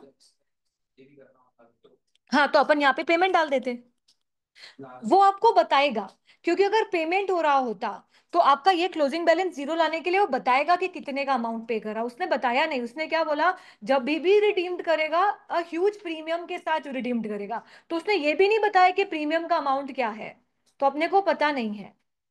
ठीक है? अगर आप हमने आगे करे ना फाइनेंशियल लायबिलिटी के क्वेश्चन, जहां पे वो पेमेंट भी कर रहा है 5-5 सालों में, तो वहां जो पेमेंट कर रहा है वो अपन माइनस कर देंगे पूरा, अल्टीमेटली फिर यहाँ पे जीरो आ जाएगा। ठीक है? जो कंपाउंड इंस्ट्रूमेंट है ना, it's very very very very very important topic of complete syllabus of FR। Very important और थोड़ा सा ट्रिकी वन है। हाँ, ठीक है। सो थोड़ा सा हमको इसमें बहुत पार्टिसिपेट करना पड़ेगा, मतलब थोड़ा ज्यादा ही दिमाग लगाना पड़ेगा। ठीक है? सो लेट्स मीट बाय,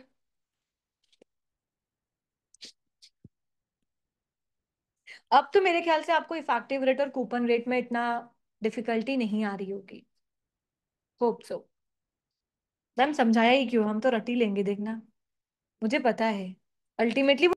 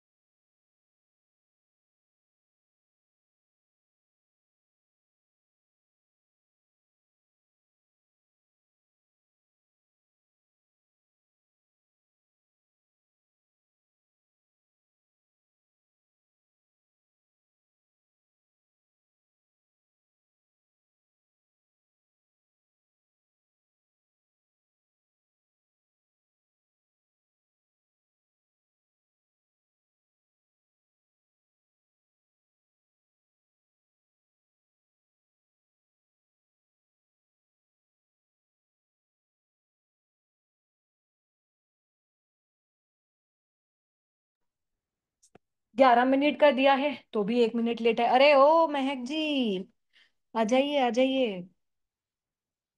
चलो,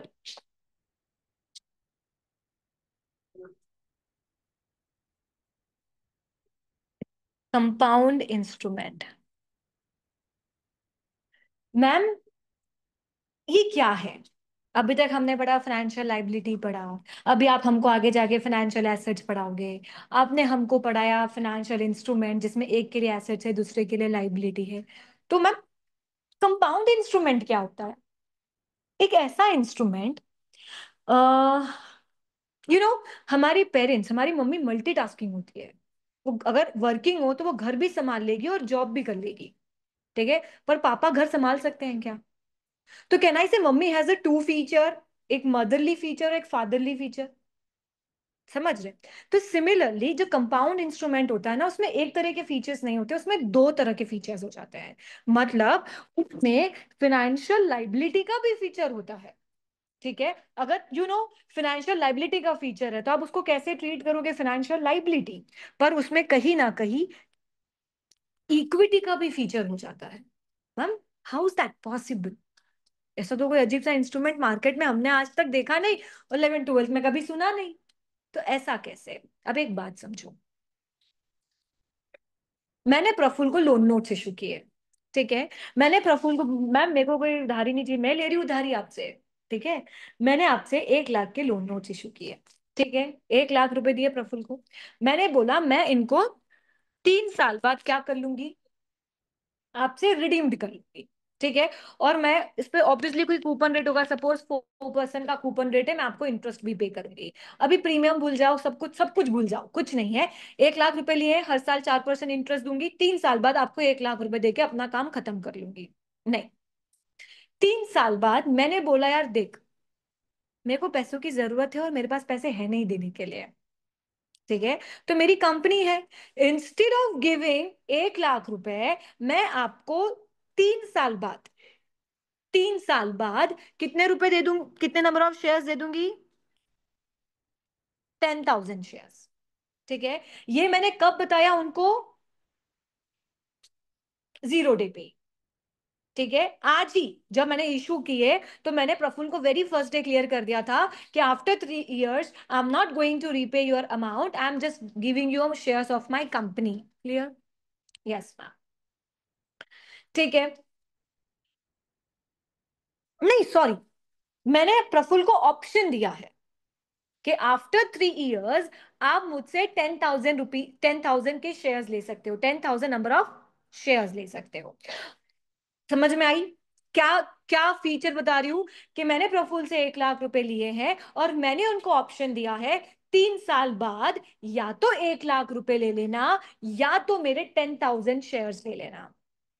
अब मेरी मार्केट प्राइस हो गई 10 रुपए, मेरी मार्केट प्राइस है 5 रुपए। 3 साल बाद प्रफुल्ल पैसा लेंगे कि शेयर्स? शेयर्स लेंगे। पैसा। क्यों? बिकॉज अगर पैसा लेते हैं तो 1 लाख रुपए मिलेंगे और शेयर्स लिए तो 50,000 रुपए ही के ही शेयर्स मिलेंगे। प्रफुल्ल का नुकसान है। Yes ma'am. बट अगर 20 रुपए शेयर्स की प्राइस हो गई तो प्रफुल्ल कितने क्या लेंगे? शेयर्स के पैसा? शेयर्स। मैम उसको कितने रुपए के मिल रहे हैं? सो कैन आई से प्रफुल्ल के हाथ में बेनिफिट है? बेनिफिट है या नहीं? या तो पैसा प्रफुल्ल कभी भी नुकसान में जाएंगे क्या? नहीं, पैसा तो मिल ही रहा है। नहीं मिलेगा, अगर बाई चांस प्राइस बढ़ गई तो मुझे ज्यादा पैसा मिल जाएगा। Am I clear? So can I say इसमें दो, इस वाले में अगर वो शेयर्स लेते हैं तो मुझे, अभी मुझे 0 डे पे तो पता नहीं है, पता है क्या कि प्रफुल्ल क्या लेंगे? प्रफुल्ल को भी नहीं पता है, क्योंकि उनको पता है कि 3 साल बाद जो मार्केट प्राइस होगी उस पर डिसाइड करूंगा। प्रफुल्ल को पता है क्या? नहीं। मुझे पता है क्या? नहीं। सो कैन आई से मुझे हर साल तो इंटरेस्ट तो देना ही है प्रफुल्ल को, देना है। So do you think this is my financial liability to pay interest? पर अगर उन्होंने शेयर्स ले लिए तो मुझे जब शेयर्स इशू करना है तो इट्स माय इक्विटी। यस और no? So ma'am compound instrument में दो तरह के फीचर्स होते हैं, फाइनेंशियल लाइबिलिटी का भी कंपोनेंट होता है और इक्विटी का भी कंपोनेंट होता है। क्लियर? आया समझ में? यस और नो? ये नंबर ऑफ शेयर्स मैंने क्या किए, वेरी फर्स्ट डे 0 डे पे डिसाइड करके बता दिए। और ऑप्शन किसके पास है टू एक्सरसाइज, प्रफुल्ल के पास, या तो शेयर्स ले या तो पैसा ले। प्रफुल्ल का नुकसान नहीं, पर फायदा हो सकता है। यस। तो डू यू थिंक प्रफुल्ल जब ऐसे चीज पे डील कर रहे होंगे तो कहीं ना कहीं जो इनका इंटरेस्ट रेट होगा वो मार्केट से कम होगा, जो इंटरेस्ट में दे रही होंगी वो मार्केट से कम होगा ना। क्यों, मालूम पड़ा इंटरेस्ट भी ज्यादा दे दूं और यहाँ फायदा भी मिल जाएगा तो प्रफुल्ल को तो बेनिफिट हो जाएगा ज्यादा। तो मैम जब ऐसे काइंड ऑफ ऑप्शंस रहते हैं ना तो उस पे जो मेरा इंटरेस्ट रेट रहता है कहना से थोड़ा सा कम होता होगा मार्केट रेट से, यस और नो। मतलब मार्केट में अगर प्रफुल्ल 1 लाख रुपए देते तो शायद उनको 10% इंटरेस्ट मिल रहा होता, पर मैंने ये ऑप्शन दे रखा है प्रफुल्ल को कि तो शेयर्स ले लेना या तो पैसे ले लेना, ऑब्वियसली फायदा ही होगा प्रफुल्ल का। तो मैंने उनको बोला है कि मैं 6% इंटरेस्ट पे दूंगी 1 लाख रुपए, मतलब आपसे 1 लाख रुपए मैं 6% के इंटरेस्ट पे दूंगी। Am I clear everyone? आपको फीचर्स समझ में आए क्या मैम? एग्जाम्स में फीचर्स लिखना है नहीं लिखना है, एग्जाम में इसकी अकाउंटिंग करनी है, ठीक है, बट हमको पता तो होना चाहिए हम पढ़ क्या रहे हैं। Compound instruments, can I say that instrument which has a features of two things, financial liability and equity. Am I clear everyone? ठीक है, सॉरी, कंपाउंड इंस्ट्रूमेंट ही बोला था ना मैंने, फाइनेंशियल इंस्ट्रूमेंट बोला था कि कंपाउंड इंस्ट्रूमेंट? कंपाउंड इंस्ट्रूमेंट ही बोला। Compound instrument is a financial instrument that has a characteristics of both equity and liability. Can I say convertible loans? मतलब कन्वर्टेबल लोन्स है, कन्वर्ट कर सकते हो इनटू शेयर्स। तो मैम कन्वर्टेबल लोन्स हो सकते हैं, कन्वर्टेबल बॉन्ड्स हो सकते हैं, कन्वर्टेबल डिबेंचर्स हो सकते हैं, it can be anything. Convertible preferential shares भी हो सकते हैं रिडीमेबल वाले, क्योंकि रिडीमेबल को फाइनेंशियल लाइबिलिटी ट्रीट करते हो, अगर वो कन्वर्टेबल हो जाएंगे इक्विटी में। So do you think it has a features of equity plus financial liability, yes और नो?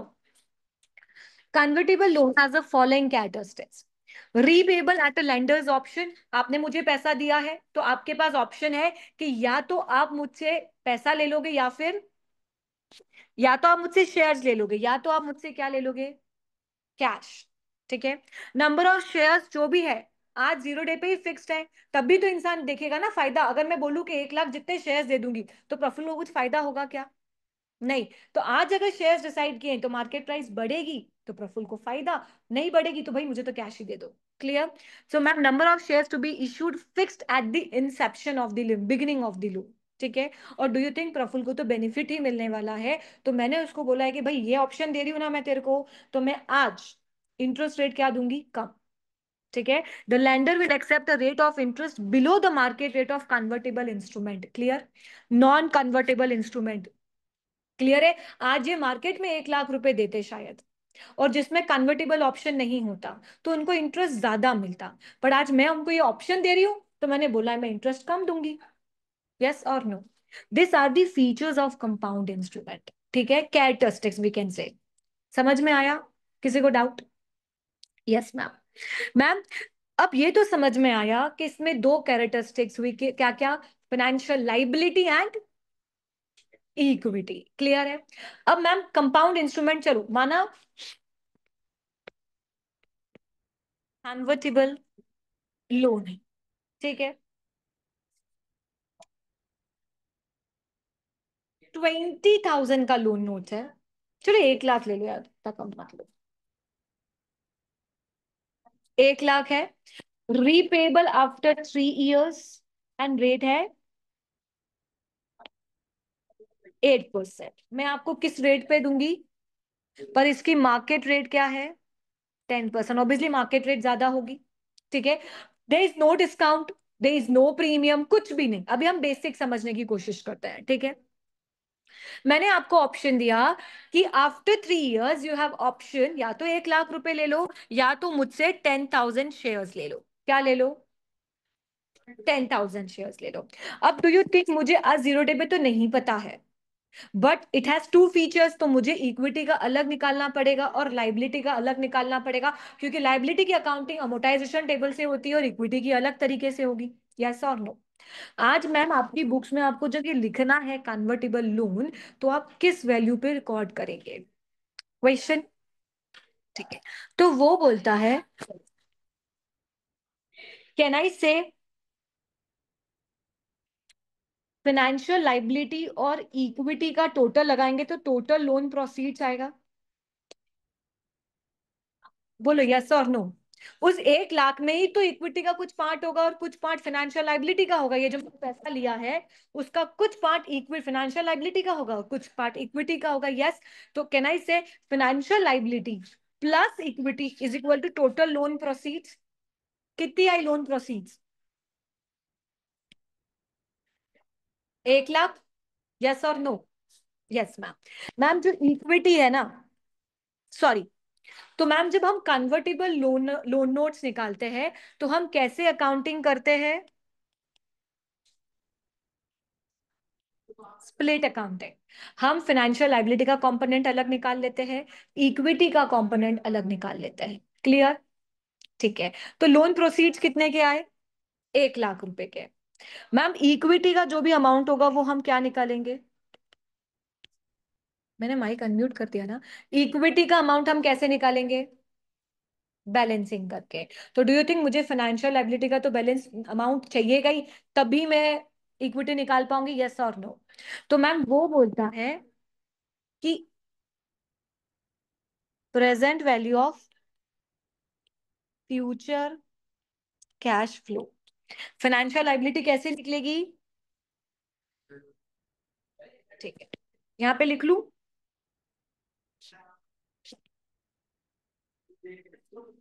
क्या बात कर रही हूं मैं, किसकी? कैश फ्लो की। डू यू थिंक इसका कैश फ्लो क्या होगा?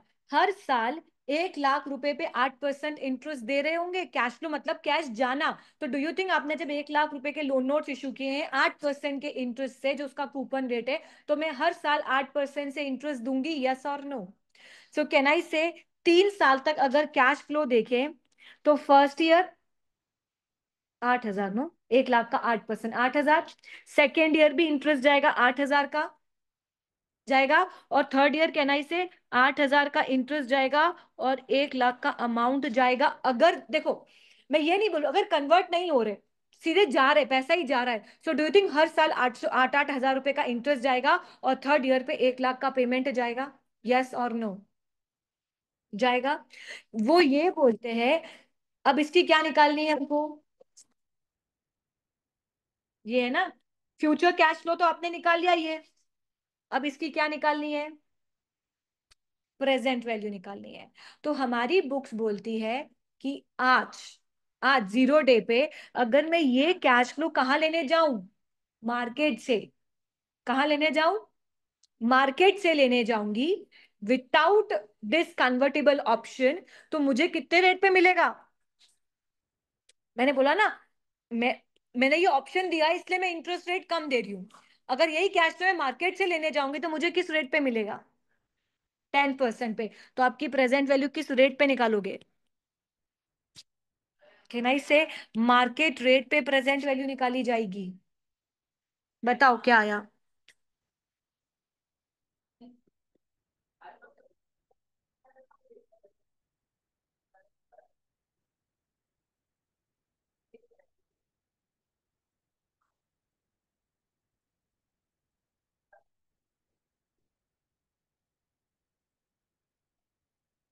यूज करें कैलकुलेटर? निकालना नहीं आ रही क्या प्रेजेंट वैल्यू?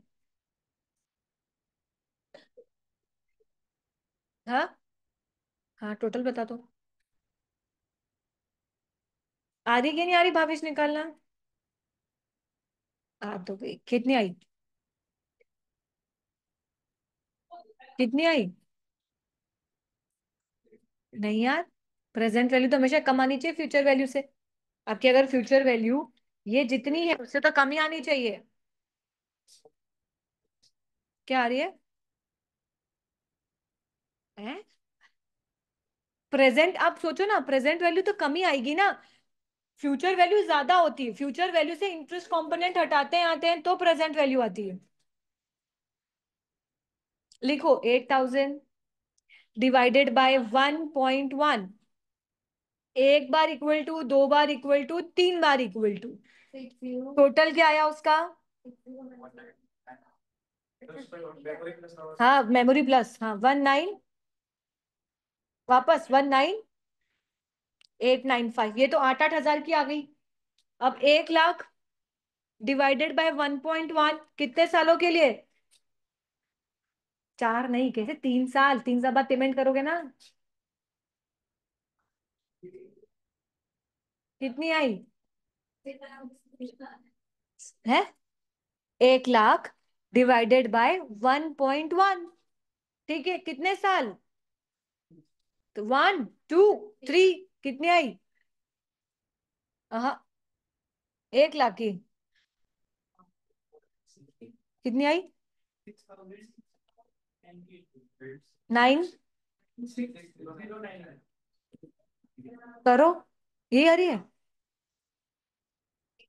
अरे प्रेजेंट वैल्यू निकालना नहीं आ रही क्या? क्या फॉर्मूला होता है मैम? 8,000 डिवाइडेड बाय 1.1 का 1 साल, फिर 8,000 1.1 का 2 साल।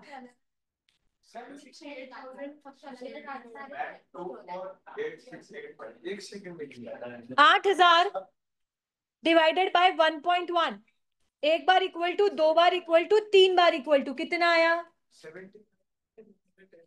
हाँ ये तो 19,894, ठीक है। 1 लाख डिवाइडेड बाय 1.1, रेट कितने सालों की चाहिए? थर्ड ईयर की चाहिए, कितनी आई?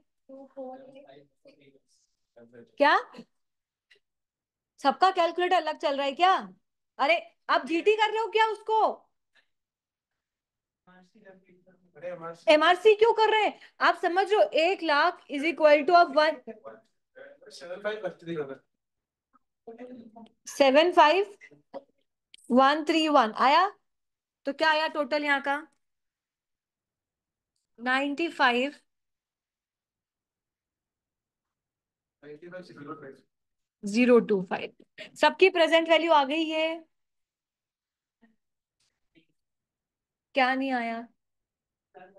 अरे 1 लाख डिवाइडेड बाय 1.1 कितने साल की चाहिए? अब या जीटी कर रहे थे क्या उसको करने के बाद?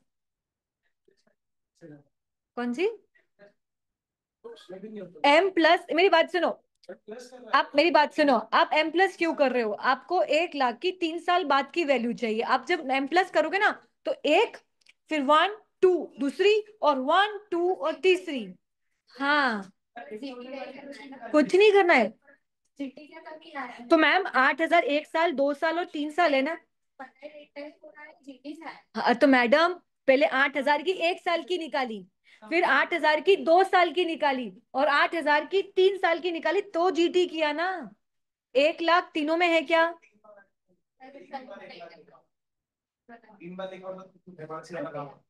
गाइस, गाइस क्या कर रहे हो? देखो, चलो भूल जाओ। अब मैं बताती हूँ आपको क्यों कंफ्यूजन हो रहा है।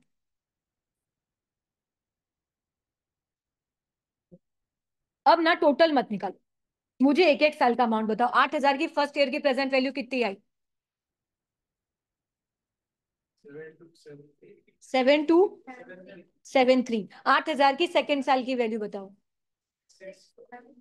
6612। 8,000 की थर्ड ईयर की बताओ। 6010। अब मैडम आप इनका प्लस करेंगे तो हो गया ना 19,200,4। जो भी करो करो। 7273 6612 और 6010 का क्या आया? यही आया ना। तो मैंने टोटल निकालना सिखा दिया कि ऐसे इंडिविजुअल। अब निकालो 1 लाख का थर्ड ईयर का।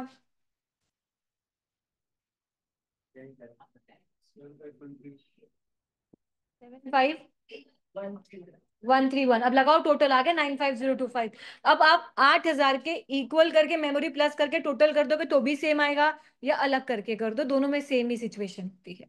सबको समझ में आई how to calculate the present value? कि मैं आपको 6 7 क्वेश्चन दूं, कल कर सब प्रेजेंट वैल्यू निकाल के लेके आना मेरे लिए। यस और no? Darshita, Tanishka, Swati, yes ma'am. निकली क्या present value? Yes ma'am. Abhishek, Payal, Parth, Yes, ma'am. Yes, रीड ma'am. Yes, Vaidehi. ma'am. Yes, ma'am. Yes ma'am, ठीक है। तो कैन आई से, अब मेरी बात सुनो मैम, कंपाउंड इंस्ट्रूमेंट की जो फर्स्ट स्टेप होती है क्या होती है? Split accounting. स्प्लिट अकाउंटिंग में हम फाइनेंशियल लाइबिलिटी का कंपोनेंट अलग निकाल लेंगे और इक्विटी का अलग निकाल लेंगे। तो can I say ma'am, financial liability plus equity is equal to total loan proceeds. Loan proceed कितना था? 1 लाख रुपए आए। इसमें दोनों कंपोनेंट है, इक्विटी का भी और लाइबिलिटी का भी। तो लाइबिलिटी कैसे निकालेंगे? Present value of future cash flows. तो मैम फ्यूचर कैश फ्लोज मतलब अगर ये लोन कन्वर्ट नहीं होता शेयर्स में तो मेरा क्या कैश फ्लो होता? तो मैम मैं हर साल 1 लाख पे 8% का इंटरेस्ट दे रहा होता। तो मैम हर साल 8% का इंटरेस्ट दिया और थर्ड ईयर में पूरा प्रिंसिपल का रीपेमेंट कर दिया। यस और नो? Yes ma'am. तो मैम फ्यूचर कैश फ्लो निकल गया। अब इसकी प्रेजेंट वैल्यू निकालेंगे। तो वो ये बोलते हैं कि अगर, क्योंकि इसमें क्या हो रहा, पेमेंट हो रहा है ना, इट मीन्स दैट ये ऑप्शन एक्सरसाइज नहीं कर रहा है। अगर ऑप्शन एक्सरसाइज नहीं कर रहा है तो आप मार्केट पे अगर ये लोन लेने जाते हो, कहाँ जाते हो? मार्केट में ये लोन लेने जाते हो तो वो किस रेट पे मिलेगा? तो वो किस रेट पे मिल रहा है? तो आपने प्रेजेंट वैल्यू किस रेट पे निकाली? 10%। तो कैन आई से यहां पे मैं फाइनेंशियल लाइबिलिटी लिखूंगी कितनी? तो मेरा इक्विटी कितना आ गया?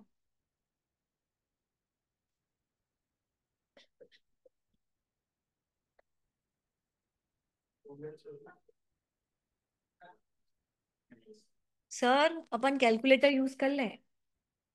ये गलत भी बता सकता है, कॉन्फिडेंस मत रहना। आर्स की कैलकुलेशन कैलकुलेटर यूज करने के बाद भी गलत आ सकती है। हम्म। मैम वो दिख ही रहा है, 1 लाख में से 95025 माइनस किया तो अच्छी बात है, सबको समझ में आया? तो मैम फर्स्ट इनिशियली मैं अपनी बुक्स में लाइबिलिटी कितने की रिकॉर्ड करूंगी? मुंह से बोलो ना। और इक्विटी कितने से रिकॉर्ड करूंगी? क्लियर हुआ? कंपाउंड इंस्ट्रूमेंट में स्प्लिट अकाउंटिंग होती है। स्प्लिट अकाउंटिंग के लिए हमको फाइनेंशियल लाइबिलिटी का कंपोनेंट अलग निकालना है और इक्विटी का अलग निकालना है। फॉर्मूला क्या बैठता है? Financial liability plus equity of total loan proceeds. Obviously कितना मिला सामने वाले से? 1 लाख। ठीक है। तो 1 लाख में से फाइनेंशियल लाइबिलिटी का कंपोनेंट अलग निकाला और इक्विटी का। Equity always always calculated.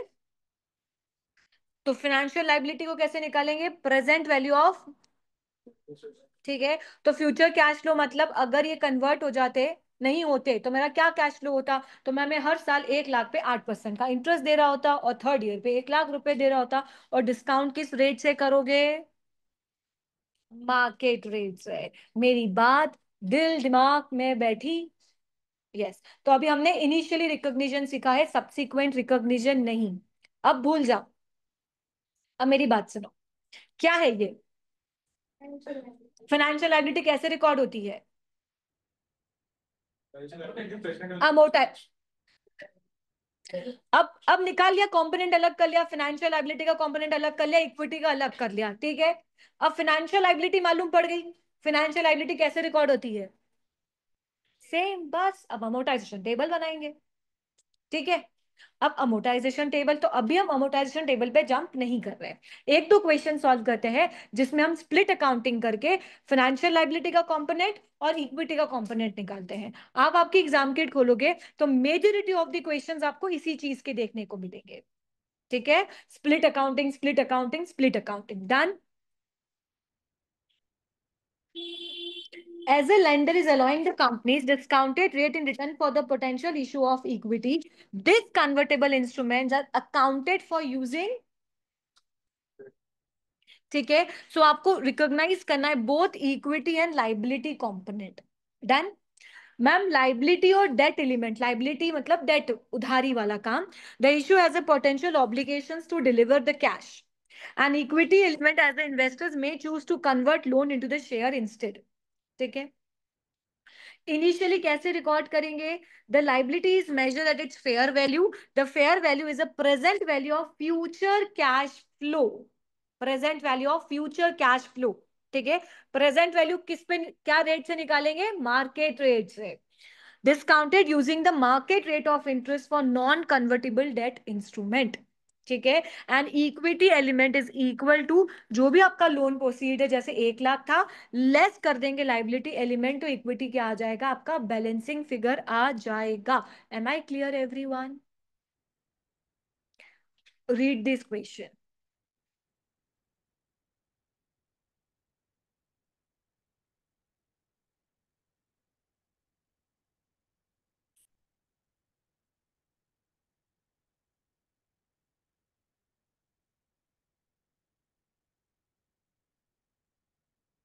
आपको डिस्काउंटिंग फैक्टर्स दे रखे हैं, तो आपको डायरेक्टली उससे मल्टीप्लाई कर लेना है. ठीक है. समझ में? डिस्काउंटिंग फैक्टर्स क्या होते हैं? देखो, हमारा फॉर्मूला क्या होता है? Future value 1 + R/N. तो आप फ्यूचर वैल्यू को अलग रख दो और 1 + RN को ऐसे लिख सकते हैं क्या? यस. अब जैसे हमारा रेट क्या है?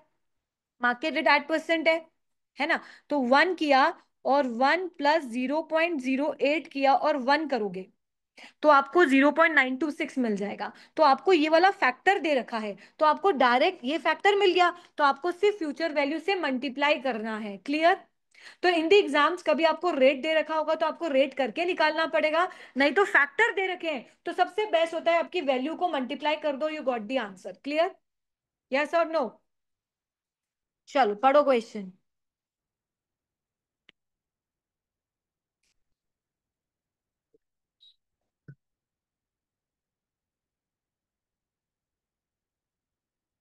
करो.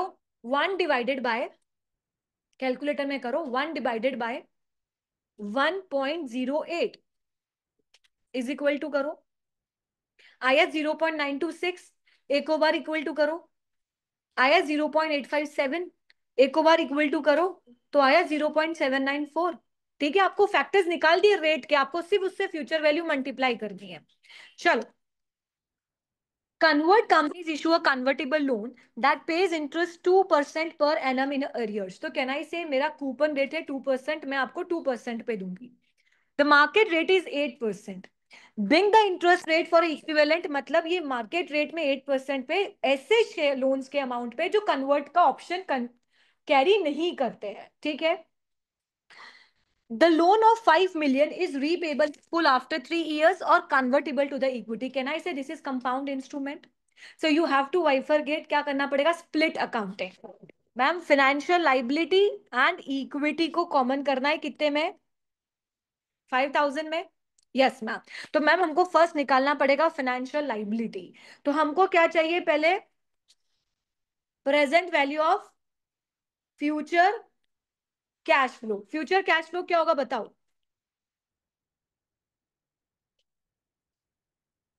फर्स्ट ईयर में कितना पे करूंगी?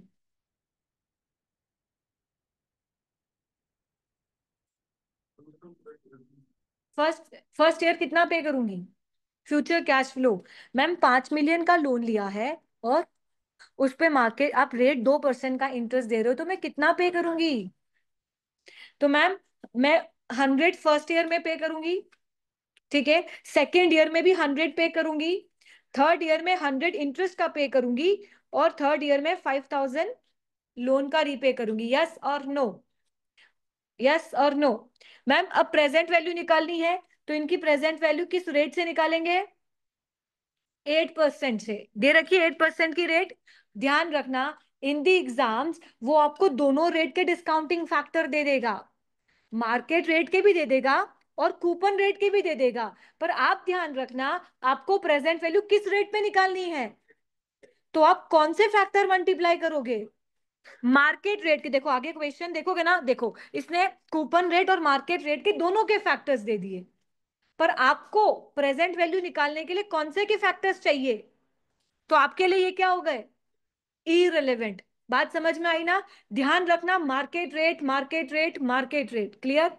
तो मैम क्या होगा? इसमें मल्टीप्लाई करेंगे 0.926, 0.857 0.794, 0.794 आया। क्या आया टोटल? 4227। सबका आया क्या Bhavesh? Use your calculator guys. विकसित, रुद्र, पायल। इसमें मैं कैलकुलेट कर रहा हूँ। अभिषेक, Darshita, Tanishka, Reet. Yes ma'am. Yes ma'am. आया क्या? आया आप लोगों का answer? 4228। 4228। Very good Darshita. Ma'am 4227 या 8 राउंड ऑफ ले लो। मेरी बात समझ में आई क्या? आप लोगों को ये कैश फ्लो निकालने में डिफिकल्टी आ रही थी क्या? क्योंकि एक बार में आंसर नहीं आया। आप ये सोचो कि मैंने अगर पेमेंट करना हो, कन्वर्ट होना हो, जो भी होना हो, नहीं भी होना हो, पर मैम मेरी एक रिस्पॉन्सिबिलिटी है कि मैंने 5 मिलियन के लोन नोट्स इशू किए हैं और मुझे हर साल 2% का इंटरेस्ट देना ही है। सो कैन आई से it is fixed cash flow? तो मैम जो फ्यूचर कैश फ्लो होगा, मुझे फर्स्ट ईयर में 100 का इंटरेस्ट देना रहेगा, सेकेंड ईयर में 100 का इंटरेस्ट देना रहेगा, थर्ड ईयर में 100 का इंटरेस्ट देना रहेगा, और थर्ड ईयर में 5000 रुपीज प्रिंसिपल का रीपेमेंट करना होगा। Am I clear? अब इक्विटी कंपोनेंट कितना आया?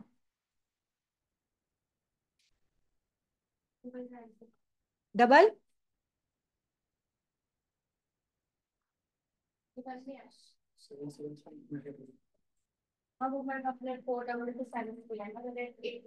कोई बात नहीं। सबको समझ में आया क्या बात? नहीं तो आप ऐसे करो ना, 100 को 0.826 से मल्टीप्लाई किया, 1 साल की वैल्यू आई। फिर 100 को 0.837 से मल्टीप्लाई किया तो उसकी वैल्यू आ गई। 100 को इससे मल्टीप्लाई किया, फिर इन सबका टोटल लगा लो। एक साथ कैसे करेंगे? तो आपको क्या करना पड़ेगा? 0.926 प्लस 0.857 प्लस 0.794, ये टोटल लगाया, प्लस किया, और उसको 100 से मल्टीप्लाई कर दोगे तो 100 की टोटल वैल्यू आ जाएगी। देखो मेरी बात समझना, मैं 100 मल्टीप्लाई बाय 0.926, फिर 100 मल्टीप्लाई बाय 0.857, या 100 मल्टीप्लाई बाय 0794 ऐसे लिखूं, या फिर मैं 100 को बाहर लिख के 0.926 प्लस 0.857 प्लस 0.794 कर दूं तो भी आंसर सेम ही आएगा ना? तो सकते हैं। अगर डिस्काउंटिंग फैक्टर नहीं दे रखे हैं, सपोज ये फैक्टर्स नहीं दे रखे हैं, तो क्या करना है? 100 डिवाइडेड बाय 1.08, एक बार इक्वल प्रेस करो, 2 बार इक्वल प्रेस करो, और 3 बार इक्वल प्रेस करो, और जीटी कर दोगे तो भी मिल जाएगा। ठीक है? आया सबको समझ में? हमको प्रेजेंट वैल्यू निकालना बहुत अच्छे से आना चाहिए, बिकॉज हमारे पूरे सिलेबस में लगभग आपको प्रेजेंट वैल्यू का बहुत काम है।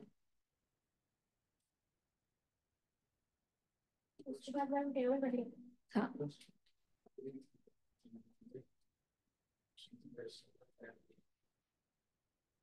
आया समझ में यहां तक? क्या हुआ प्रफुल्ल? क्या नहीं आ रहा? क्या नहीं आ रहा मुझे? क्या नहीं आ रहा? कौन सी कैलकुलेशन? 4227 वाली? अरे मेरी बात, अरे एक मिनट, एक टीचर कौन? देखो समझो, प्रेजेंट वैल्यू निकालनी है किसकी?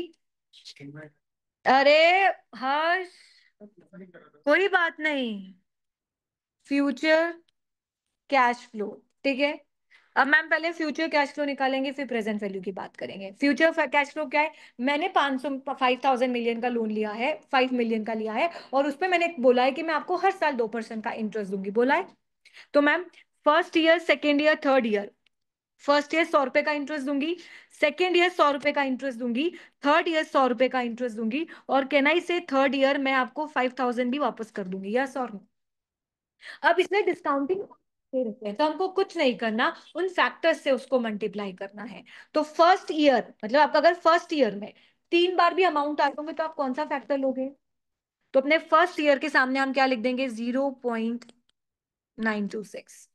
ठीक है मैम, सेकेंड ईयर में क्या फैक्टर है? 0.857, तो यहाँ पे लिखेंगे 0.857। थर्ड ईयर में क्या है? 0.794, ये भी थर्ड ईयर है तो 0.794। आपको कुछ नहीं करना, इस फैक्टर से इसको मल्टीप्लाई करना है, that you got the amount, और इसका टोटल लगाओगे तो आ जाएगा। ठीक है, आपको एग्जाम में या तो फैक्टर्स दे रखे होंगे, पर ध्यान रखना फैक्टर्स आपको दोनों के दे रखे हो सकते हैं, मार्केट रेट के भी और कूपन रेट के भी। तो हमको कौन से फैक्टर कंसिडर करने रहेंगे? मार्केट रेट, क्योंकि हम प्रेजेंट वैल्यू किस रेट से निकाल रहे हैं? Market rate. अब आपको डाउट ये है कि ये फैक्टर्स कैसे आए, पता है? ठीक है, सबको समझ में आया? भावेश और सक्षम जिनके अलग क्लासेस चल रही है, क्या हुआ? आ गया समझ में? ठीक है, अब what you have to do guys, मैंने अभी आपको सब्सिक्वेंट मेजरमेंट सिखाया क्या? नहीं। क्या सिखाया? Initial measurement. तो इसमें जितने भी टेस्ट और अंडरस्टैंडिंग 3 में क्वेश्चंस है, कितने हैं? 2 ही क्वेश्चंस है। ठीक है, आपको सब्सिक्वेंट मेजरमेंट नहीं करना है, आपको इनिशियली फिगर आउट करना है कितना अमाउंट फाइनेंशियल लाइबिलिटी में जाएगा, कितना अमाउंट इक्विटी में जाएगा, और ये क्वेश्चन आपको रिटर्न में करके लाना है आपकी कॉपी में। I am going to check your copy tomorrow, और अगर आप क्वेश्चन आपकी कॉपी में नहीं मिला तो आप लिटरली कल क्लास से बाहर जाएंगे, क्योंकि मैं आगे का आपको पढ़ाऊंगी नहीं। पर ऐसा नहीं है कि पूरी क्लास बाहर जाएगी, अगर एक बच्चा भी, सिंगल स्टूडेंट भी क्वेश्चन करके आया तो ये सेशन तो कंटिन्यू होगा ही। मैं आपको आज बहुत क्लियरली बोल रही हूं, कल मुझे हैंड रिटर्न चाहिए। और आपको ऐसा लगता है ना कि मैम बारिश हो रही है, कॉपी घर पे भूल गए, तो आप क्वेश्चन करके फोटो जरूर खींच लेना, क्योंकि अगर आपने किया भी होगा पर अगर मैंने नहीं देखा तो मैं आपको क्लास में एंटर नहीं करने दूंगी। एंड दो स्टूडेंट जो ऑनलाइन सेशन अटेंड कर रहे हैं, उनको भी क्वेश्चन सॉल्व करके मुझे फोटो खींच के भेजना है। जिसकी चैट से फोटो आएगा, तो कल मीटिंग में आप ऐसे ही ज्वाइन नहीं हो सकते। कल मैं स्पेशली वो क्लॉज लगा दूंगी कि वही मीटिंग में मैं जब तक एक्सेप्ट नहीं करूंगी, बच्चा मीटिंग ज्वाइन नहीं कर पाएगा। तो मेक श्योर आप मुझे घर जाके फोटो खींच के जरूर भेज दें, नहीं भेजे तो क्लास से बाहर बैठे। Am I clear everyone? बहुत क्लियर वर्ड्स में बोल रही हूँ। कल ये नहीं होना चाहिए कि टीचर रिजिट है, टीचर एंटर नहीं कर रहा है, आप अंकिता मैम से कंप्लेन करो, जिससे जाके करनी करो। कल अगर ये क्वेश्चन नहीं सॉल्व करके आए, मैं क्लास में एंट्री नहीं दूंगी। Am I clear everyone? Yes online people, yes ma'am. Yes क्योंकि ये चीज मैं आपसे बार बार पूछ रही हूँ, आया आया आया आया नहीं, तो अब आ ही गया होगा तभी बोल नहीं रहे हो कि नहीं आया है, तो कल मुझे क्वेश्चंस चाहिए। ठीक है, चलो everyone, can we wind up a session for a day? क्यों शेयर? सिवायु 3 में दोनों, और मैं आपको इनिशियल मेजरमेंट बोला है, सब्सिक्वेंट मेजर में नहीं, स्प्लिट अकाउंटिंग। क्योंकि, और ध्यान रखना प्रेजेंट वैल्यू किस रेट पे निकलती है? Market rate. आपको उसकी भी रेट दे रखी होगी, कूपन रेट के भी। क्लियर? चलो। शेयर करोगे?